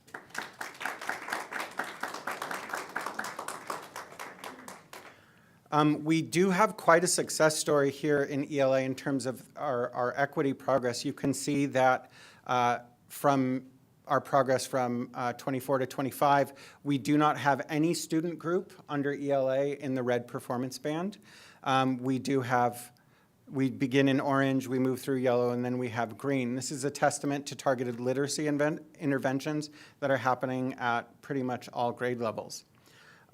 Furthering that story, in ELA, we had 21 schools maintain or increase their performance level on the California School Dashboard. So both at a district level and at individual school levels, 21 out of 29-30 schools is a pretty good ratio. Math is an area for us, as it is for the rest of the state, that is more of a growth area. We see that 19 schools maintain or improve their performance, and we do have 2 student groups here in red, but we do show progress here. We increased 5 points, and that is not insignificant progress, even though the metric does say still below standard. Moving on to our English learner progress, once again, in terms of growth metric, in terms of gains year over year, Palmdale School District again outperforms the state of California in terms of growth. We had 48.2% making progress, which is an increase of 2%. The state not only has lower than us by about 2%, but their growth was regarded as maintained as opposed to increased. So when we look at year over year growth, we are 3x the state's growth rate. In addition, that is also impressive when you consider that we reclassified 18% of our English learners. What sometimes we see in our English learner proficiency is when we have a high reclassification rate, then our ELPI or LP, which is what we call it down in the trenches, tends to suffer because all the highest achieving students then got reclassified. We didn't actually have that. We remained in green, which is a high performance band that applies to both our long-term English learners and our regular English learners, and we had a high EL classification rate. So engagement in climate is where we have the most room for growth. You can see from year over year, 24 to 25, we remain in orange on chronic absenteeism. However, our real bright spot there is there are 14 student groups tracked by the state of California. On the 24 dashboard, we had 12 of our groups for chronic absenteeism in red. This year, that number was cut in half. So half of the student groups that were in red elevated to orange or yellow. Our suspension rate is a slightly different story. From 24 to 25, this dial did go from yellow to orange. Although 13 of the 14 student groups experienced an overall decline in their suspension rate, that's a decline of 1.8%. Half of the schools either maintained or did increase their suspension rate. 4 of them maintained, 10 increased their suspension rate. It was slight by 1.5, but it did overbalance the declines at the student group level. Here we see all of the metrics. The first 4 columns are our academic metrics. The last 2 columns are our engagement and climate metrics. These are broken out by student group as sort of a big picture for you to see. You can see definitely an improving picture in the yellows, oranges, and greens on the academic side, and more room for growth on the engagement and climate side. Moving now to a couple of metrics which can be a little confusing for the public and sometimes even educators. On the dashboard, this area is called informational purposes, and what that means is that it's not an accountability metric, and what we often say is it's not, in parentheses quietly, yet an accountability metric. However, it's still reported, and the state doesn't put it up if they don't want you to pay attention to it. So first is CAST, which is important. It's still only an information item, but it's a 5th, 8th, and 11th grade test. There was no performance color prior to the 25 dashboard, so this year is the first time we actually see a color. If we roll the clock back on the dashboard and you go to 24, it's just gray. It's just like a grayed out dial. So this is sort of our opening bid here, if you will. We have 15.37, almost 15.5% met or exceeded, which is a year-over-year increase by 4.4% from our prior year. This is a brand new metric this year. The state has been talking about it. It's a fun new set of colors for us all to learn, none of which are particularly easy to name. In my office, we are currently referring to them as purple, fuchsia, sky blue, burnt umber, and spring green, just for fun. So this is whereas the dial are metrics against grade level standard, right? So that is an absolute measure. It's what we call criterion referenced in the assessment world. The growth metrics are new, and they are what we call norm referenced, which is a comparative metric. The state has not been, they have been mostly transparent. You know, they're not rolling out their statistical formulas for us, which is good because I probably wouldn't be able to explain it. But here are what those performance bands roughly mean. So I'm going to actually start with average, which is what the sky blue is labeled by the state. So it says students performed exactly as predicted compared to similar peers statewide. So that's actually 2 things. So first is this is a pretty complicated, mathematically speaking, measure because it's comparing the student, and this first metric can start once the student's in 4th grade, but it's comparing the student based on their past performance on CASP in a given subject area on what we would expect them to do, but then it is also comparing them to their statewide peers at the same time. So it's comparing them to themselves, and it's comparing them to similar peers at the same time. So it's actually 2 sets of comparisons blended into one. Minimal is students stayed at or below their previous achievement levels. And again, compared to themselves and their similar peers. Moderate is students showed some growth but fell slightly short of the predicted targets. Average is they got where we expected them to get. Accelerated is students performed better than predicted, showing rapid improvement, and then exceptional is students significantly exceeded their prediction. And as you can see, we'll go back for a second, across the district we have average growth in ELA and moderate growth in mathematics. This is broken out by student group across the district. You see that of those 14 groups, we have 9 in average, which is, I think to be hopefully what we would expect to have. We have 2 of those groups. And the other reason I included all these particular metrics is it shows the number of students in each of those in each of those student groups. And you'll notice some of them are as low as 45, and some of them are up into the thousands. And those are all weighted based on number. So we have 2 groups in accelerated, and we have 3 groups in moderate. I think it's good to note that we have no student groups in minimal at the district level, and I think that's positive. Again, this is not an accountability metric, but it does give us some idea of progress that we're actually making, right? And with that, I'm going to try, I think I've made my 10-minute limit, barring questions. So thank you for the time, and I'm happy to entertain any questions from the Board of the Cabinet. Any questions?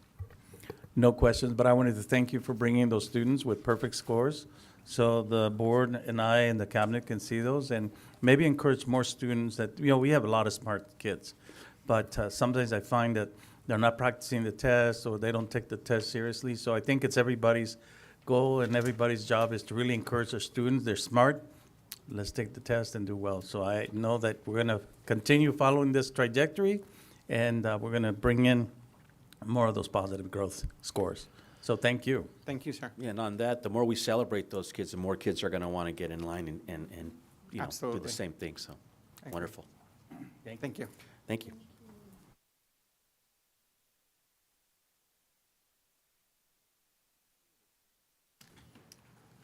We'll go to item C, second reading of revision to the Board Policy 0440, District Technology Plan and removal of the administrative regulation. Dr. Francis Ufandu. Thank you. This is the second reading of the admin reg, and the policy is being updated to add materials related to the alignment of technological resources with other district goals, objectives, and academic standards. And also, we are deleting the administrative reg 0440 because it is obsolete. Thank you. Item D, second reading of new Board Policy 0441, Artificial Intelligence.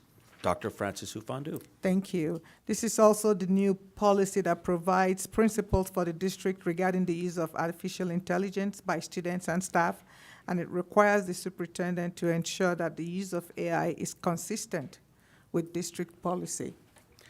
Item E, second reading of revision to the Board Policy and new exhibits 4040, Employee Use of Technology. Dr. Francis Ufandu. Thank you. This is also the policy that is defining the district technology to specify the prohibited and permitted uses of technology and provide for professional development in the appropriate use of technology resources. And also the exhibit will also be updated to separate the classified and certificated employee use of technology forms. Item F, second reading of revision to Board Policy 5131.9, Academic Honesty. Dr. Elena Esquer. Yes, this policy is being updated to add that an AI detection service shall not be the sole piece of evidence used to determine if a student has violated the policy with technology. Item G, second reading of revision to Board Policy and Exhibit 6163.4, Student Use of Technology. Dr. Francis Ufandu. Thank you. This policy is updated to provide guidance related to the appropriate use of artificial intelligence. Additionally, the policy updated to expand the governing board's philosophical statement to include the effective use of technology, promotion of the digital citizenship, access to latest digital tools, and the alignment of technology resources with district goals and objectives. And also, we have the exhibit, the student use of technology, which will accompany this policy as they are updated. And this is the second reading, and without any further corrections or additions, it will be brought back for the final reading next board meeting. Thank you. Item H, Certificated Teacher Monthly Absence Report, November, December 2025. Mr. Ryan Beardsley. And you have that information in your packets. Thank you. Item 15, Communications, request to address the board. A request to be completed prior to addressing the board. All righty, we don't have any requests, so we'll move on to B, request to address the board reference agenda items. Any written communication received was distributed to the board. And we'll go to 16, consent calendar. May I have a motion to approve the consent calendars, items 16B through 16E 1A? So moved. Second. We have a motion and a second. Any discussion? Seeing none? Cast your vote. And that passes 5-0. Okay, action items. 17, Superintendent, approval of the resolution to Scatter to Succeed, calling on the state of California to develop a coherent state-focused plan for supporting local schools and closing achievement gaps. So moved. Second. Motion is second. Any discussion? Seeing none, vote. And that passes 5-0. Item 2, Facilities M&O, approval of the pre-qualification questionnaire, Public Contract Code 20111.5 and 20111.6 for the rough grade Phase 1 and partial site utility Phase 1A project at the ELOPE Center in the amount of $3 million. Funding is provided by ELOPE funds. So moved. Second. We have motion second. Please vote. B, approval to commence formal bidding for rough grading of Phase 1 and partial site utility for Phase 1A of the ELOPE Center in the amount of $3 million. This is a community workforce agreement project. Funding is provided by ELOPE funds. So moved. Second. A motion is second. Please vote. And that passes 5-0. Educational Services, adoption of the resolution celebrating National African American History Month. So moved. Second. Motion is second. Please vote. That passes 5-0. Thank you. With your vote, you have approved the resolution for National Black History Month. Whereas African Americans have made significant contributions to the economic, educational, political, artistic, literary, scientific, and technological advancement of the United States, and whereas the greatness of America is reflected in the contributions of African Americans in all walks of life throughout the history of the United States, and whereas the United States of America was conceived as stated in the Declaration of Independence as a new nation dedicated to the proposition that all men are created equal, that are endowed by their Creator with certain inalienable rights, that among these are life, liberty, and the pursuit of happiness, and whereas the actions of Americans of all races demonstrate their commitment to that proposition, and thousands of Americans of all races who marched side by side with African Americans during the Civil Rights Movement, so let it therefore be resolved that the governing board of the Palmdale School District hereby approves the month of February as National African American History Month. Thank you. Thank you. Item 2, approval of publication of the 24-25 school accountability report cards. So moved. Second. A motion and a second. Any discussion? Seeing none, please vote. That passes 5-0. Item 3, approval of the agreement for services with the Expanding Learning Academy to provide a culturally enriching mariachi program for the after-school program in the amount of $114,240. This contract is effective February 4th, 2026 through June 30, 2026. Funding is provided by ELOPE funds. So moved. Second. A motion is second. Please vote. That passes 5-0. Business Services, Fiscal Services, adoption of revision to Board Policy and Administrative Regulation 3280, sale or lease of district-owned property. So moved. Second. A motion is second. Please vote. That passes 5-0. Adoption of revision to Administrative Regulation and new Exhibit 3517, Facilities Inspection. So moved. Second. Motion is second. Please vote. That passes 5-0. Item 2, Purchasing and Warehouse. Approval to reject all bids for RFP 052526, American Sign Language Interpreting and translating services. So moved. Second. A motion is second, please vote. Passes 5-0.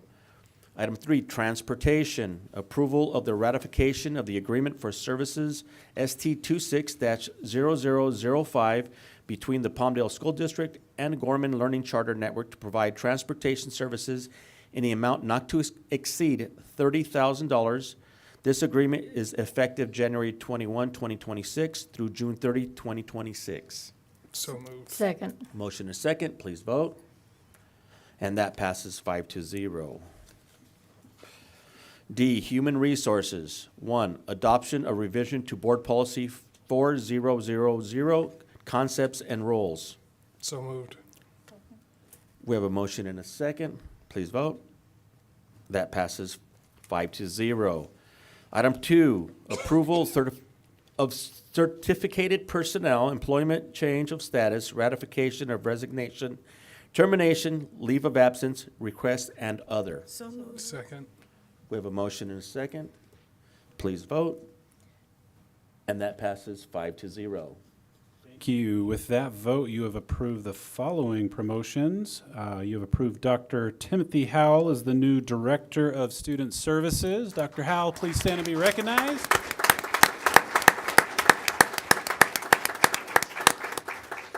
And leaving sizable shoes to fill, you have approved a very, very deserving candidate, Miss Melissa Miller, as the new principal of Sage Magnet Academy. Congratulations to both of you on well-earned promotions. Yes, let's go to item 3.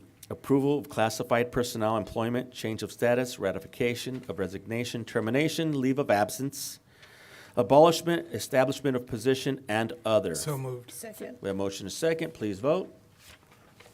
That passes 5-0.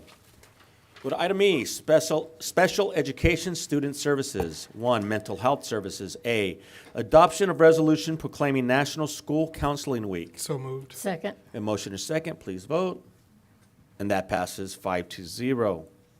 Thank you. With your vote, you have approved the resolution proclaiming the week of February 2nd through February 6th as National School Counseling Week. Whereas schools counselors are employed in public and private schools to help students reach their full potential, and whereas school counselors are actively committed to helping students explore their abilities, strengths, interests, and talents, as these traits relate to career awareness and development, and whereas school counselors help parents focus on ways to further their education, the educational, personal, and social growth of their children, and whereas school counselors work with teachers and other educators to help students explore their potential and set realistic goals for themselves, and whereas school counselors seek to identify and utilize community resources that can enhance and complement comprehensive school counseling programs and help students become productive members of society. Now therefore be it resolved that the governing board of the Palmdale School District hereby approves the week of February 2nd through February 6th as National School Counseling Week. And I know I don't see any school counselors in the audience, but if there are any, could you please stand? Or if you're online, congratulations.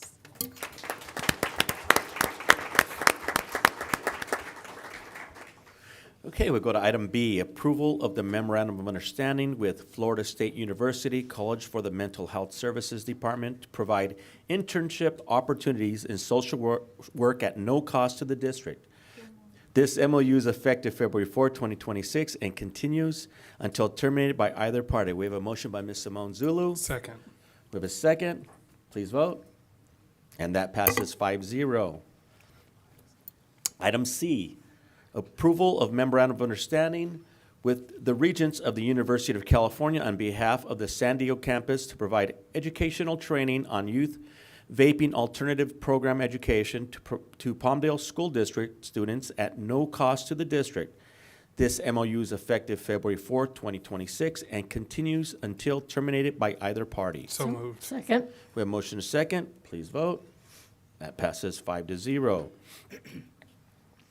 Item 2, student services. A, approval of the agreement for services with Desert Creek Design to provide project-based designs for the district to promote community engagement in the amount of $10,000.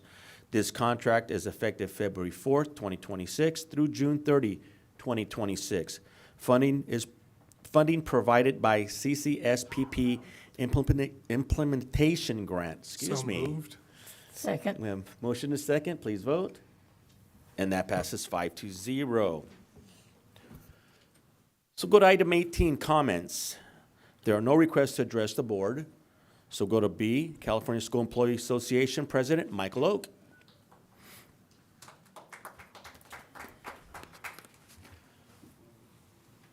Good evening, ladies and gentlemen. President Velador, Board of Trustees, Student Board Member Guerrero, Superintendent Maldonado, Cabinet, employees and guests here in the boardroom. The student performances tonight, quite exciting. The TK singers from Ocotillo were awesome with their enthusiasm. And I probably haven't heard so much excitement for the alphabet song since I was in kindergarten. That may have been a while ago. The dancers from Quail Valley, for Folklorico and TAP, was tremendous. We have very talented students there and very dedicated staff to help them master these skills and prepare to come and show all of us what they've learned. We were at the foundation dinner mentioned a little earlier, and CSEA is proud to be invited again this year. We'll be there. I don't know that our pockets are deep enough to do much helping, but we'll do our best. Great to see so many students here with perfect scores. 26 students is awesome, and goes to show just not what our certificated, our classified, our administration do here in Palmdale, but what their parents have done for these students, because it all does begin at home. CSBA Golden Bell Award, that's tremendous. Bilingual education, although I had to stop and think about it, I'm the product of bilingual education at the beginning of my career in school. And the advantages that it gives our students in learning in 2 languages cannot be measured easily. But I think we see it in those students going to these 4 schools here, and I've seen it in schools back home. National School Counseling Week, especially in this time, we know how hard it is for our students. They hear so much about kids going to school and not making it home.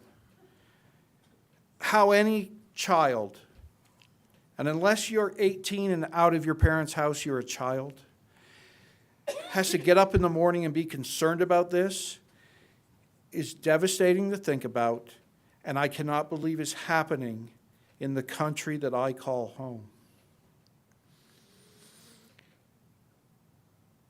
We heard talk about the governor's budget, and Dr. Ufando brought up a question, and it's a question that's been talked about at CSEA, different conferences, different meetings. And as someone who came from outside education, I worked in the private sector, I cannot grasp how a progressive state can tell school districts, prepare for 30 kids, but if only 25 show up, that's all we're going to pay you for. We still have to provide the staffing, the materials, regardless. Now, I understand maybe this isn't the time to make a change of that nature, but it's a change that is long overdue, and we're a very small minority of states who still think this way. And now I know that nobody sitting on the dais is responsible for this, but we all have to work together, and we all have to make our government in Sacramento understand the critical nature of a change like this. And I'm not worried about how many changes in Ed Code have to be made. That's what we pay attorneys for. Now, my union brother from PETA has spoken on several occasions about the lack of support in classrooms due to a shortage of needed classified professionals. This is a shortage the district has chosen to try to address by using contract employees. These attempts can easily be judged, and the outcome has only been successful in demonstrating what CSEA has maintained and stated over and over again, that contractors are no substitute for employees in these key positions. Chapter 296 is requesting the district make meaningful changes to hire and fill these unfilled classified positions in our schools, and sooner rather than later. And regarding the request for meaningful change, how does the district plan to retain classified staff when, over time, employees across multiple classifications have been expected to assume increasing responsibilities with no corresponding adjustment in compensation? If the equity that is supposed to exist from the top to the bottom of this district, we would think that at least some thought and planning would be given before we implement these systems, and suggesting changes that support these types of increases instead of telling employees that they will just have to figure out how to get their job done. And before you stop me to ask, yes, that's exactly what employees have been told. Figure it out yourself. It's not their responsibility to figure it out.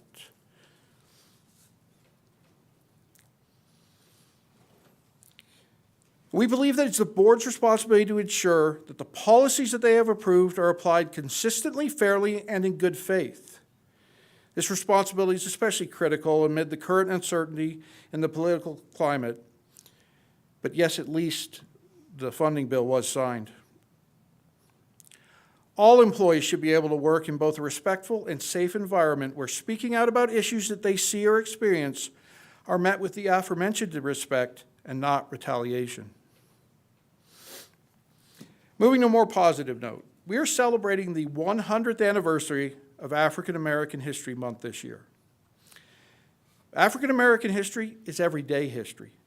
It's woven into the culture, social, and educational fabric of our communities, and this month serves as a focused time to deepen understanding and appreciation. Celebrating African American History Month is about honoring the past while drawing inspiration for the future. Whether you're looking for words on resilience, justice, or the simple power of being oneself, these voices offer incredible depth. As such, I want to leave you with the following quotes. Education is the passport to the future, for tomorrow belongs to those who prepare for it today. Malcolm X. Education is the most powerful weapon which you can use to change the world. Nelson Mandela. The function of education is to teach one to think intensively and to think critically. Intelligence plus character, that is the goal of true education. Dr. Martin Luther King, Jr. And with that, I thank you and have a good evening. Thank you, Mr. Oak. PETA President, Mr. Andrew Ramirez. Good evening, Board President Valador, Board Superintendent Dr. Maldonado, and Cabinet. Great performances as always. No one knows the ABCs are that cute, but they sure are when they are said in a certain way, right? Certain groups of people. So I always just as always just love to see them. Compliments to Kelly Jensen, Dr. Bev Martin, and our Youth Cinema Project, right, for receiving accolades for being again, the best. Because here in Palmdale, we only have the best, and we have to continue to understand that, believe that, show that, and everything else across the state, but also here in our own home. Congratulations for a perfect score, students. It's quite an achievement. We may not fully recognize how difficult it is to work through a standardized test.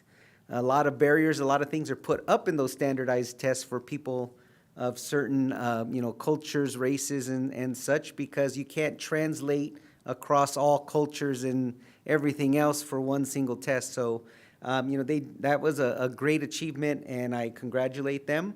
And, that will sound funny when I continue with what I have to say, and with them, we'll talk about some testing later. But I still recognize it is a great achievement. It's something that is very difficult to do, and those students worked really hard to get that, and I'm happy to have seen them recognized tonight.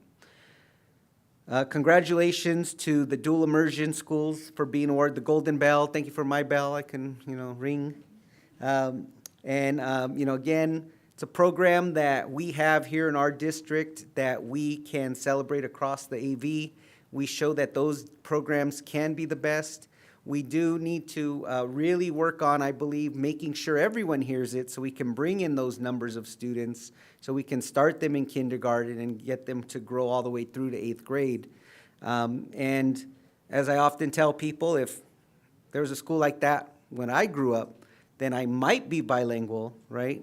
I might have had Spanish language taught to me as opposed to my mother trying to say, well, you're going to school, so you need to know English, right? Which is really why it is I never learned Spanish, because she understood that you have to know English to get a job, but, it's just, that kind of old way of thinking. And she even tells me now how terrible it was I never learned Spanish, so, as if it was my fault. Big congratulations to our PE teacher, Ashley Sharp, for her honor.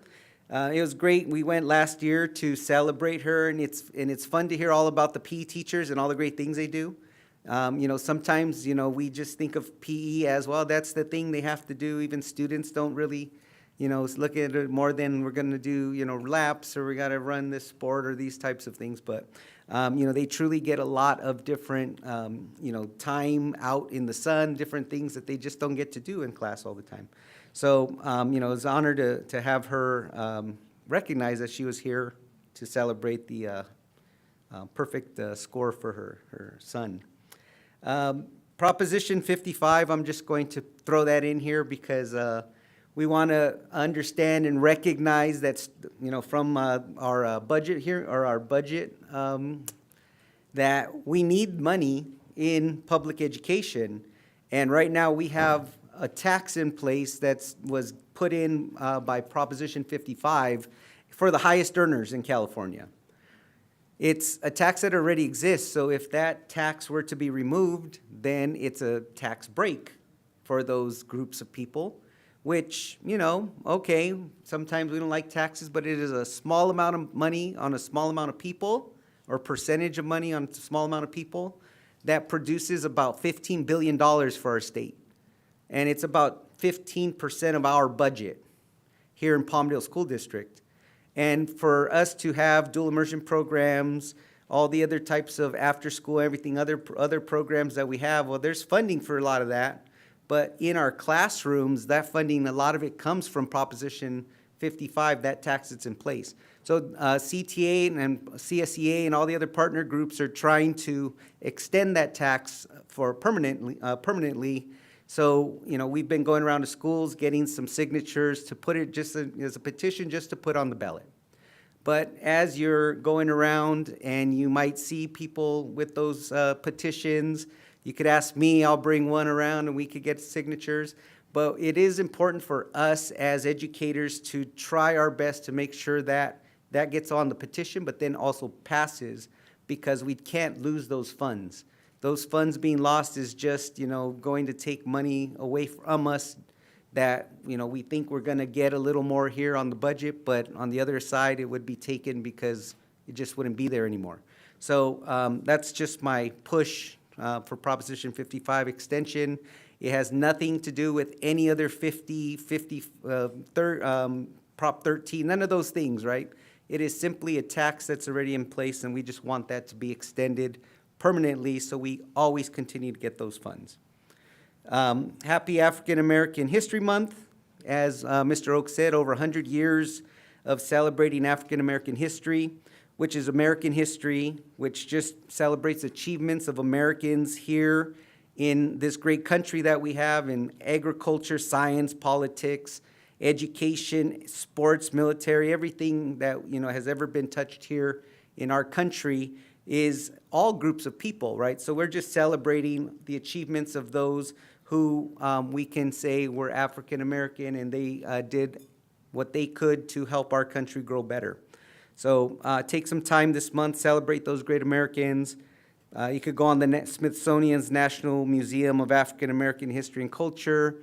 You could see some of the exhibits and learn a few facts and a bit of history around African Americans for the month of February. Right? And then to our school counselors, help celebrate them. They amplify student achievement. They talk with students. They are people who go around to try to help our students know where they're going to go after they leave school, right? Because you have to have a focus in order to understand where you're going to go. And they do a great job of that. They do a great job talking to students, helping students get through any of those things that they find very difficult, in their young lives. They make our students better. So, we'll also put a little plug in of maybe we need a few more, right? Maybe they need to have a lower, ratio of students that they can talk to so that they can help more students, and then they can continue to grow that Palmdale promise. So thank you very much, and I hope that you have a wonderful evening. Thank you, Mr. Ramirez. We do not need a recess to close session, so we'll go to 21 comments. Mrs. Smith. Yes, as everybody said, I love watching the kids. That's the best part of our board meeting is watching the kids. Also, on February 13th will be the next food distribution. And Regina, before you leave tonight, could I talk to you for a little bit before that? Golden Bell, I'm very pleased. We've come a long way in not quite 3 decades from where we started, and I'm very proud of the program that our district has developed. And the budget is sounding better. I still don't trust the revenue, but at least the federal is set, so we've got that part set. But I think they've overestimated the revenue, but I hope I'm wrong. But otherwise, I think we're doing great, and we'll keep moving along and do what we need to do for our kids, because that's why we're here, is for our kids. Thank you. Thank you, Mrs. Smith. Mr. Hunt. Yeah, good evening. Happy Black History Month. To you all, 100 years of celebrating Black history started in 1926 as Negro History Week to challenge a system that wanted to exclude our history and our excellence and our voices in classrooms.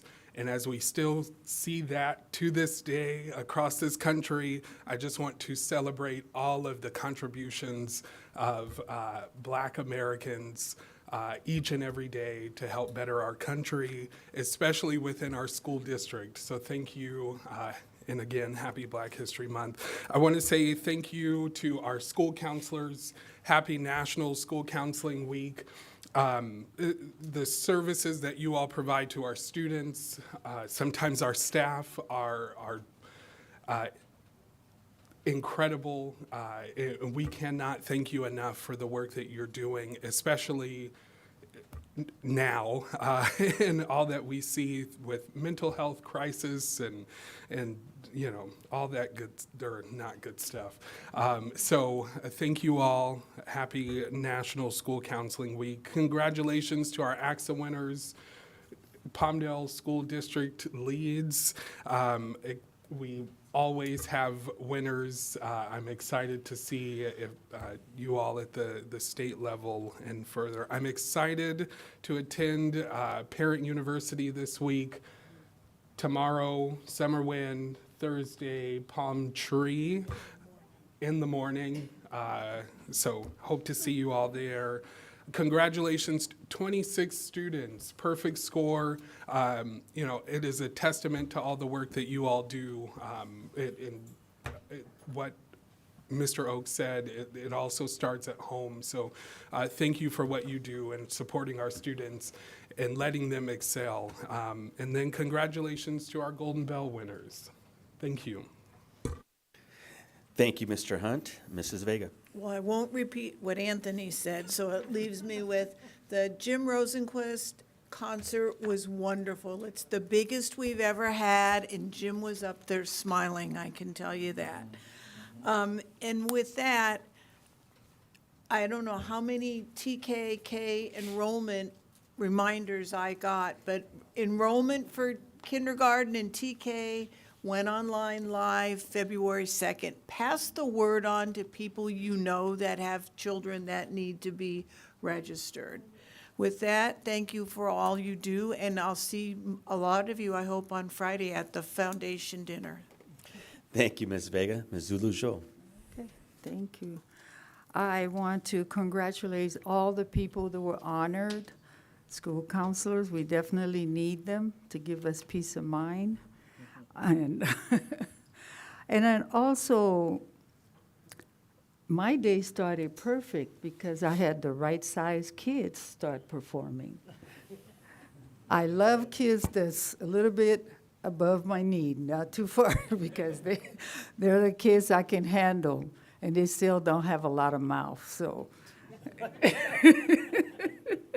Those were my perfect kids. But I want to remind everybody, although we're celebrating Black History Month in February, Black history is 365 days a year. Every day, somebody Black creates some history. And we need to be teaching Black history every day, not the shortest month of the year. Because everywhere you go, when you look at everything we have, somebody Black was part of it. When you look at the telephone, you look at the computer, you could go into the Black inventions and see sole of the shoes, washing machine, dishwasher, refrigerator, everything that I could think of, somebody Black had something to do with it. So it's something that we can teach every day. Every day. And with us having the knowledge about each other, we have less of a problem of having issues that we see on TV. I know for me, every child needs to know about the other one. Because if we take the skin away, we all have one heart, one mind. Some of us might be crazy, but everything we have function. So with that, enjoy your health. And I know I'm just speaking my truth. But be healthy and be safe. Thank you for everything that you're doing for our children. Thank you, Ms. Zulu Jo. You always put me at an emotional point, you know? We just can't forget to love each other, give each other a hug. That's all you and got. I mean, if there's nothing else, just smile at someone. Mm-hmm. And let's try to make things a little better. Ditto to what everybody else said. And that being said, can I get a motion to adjourn tonight's meeting? So moved. We got a motion and a second. All in favor?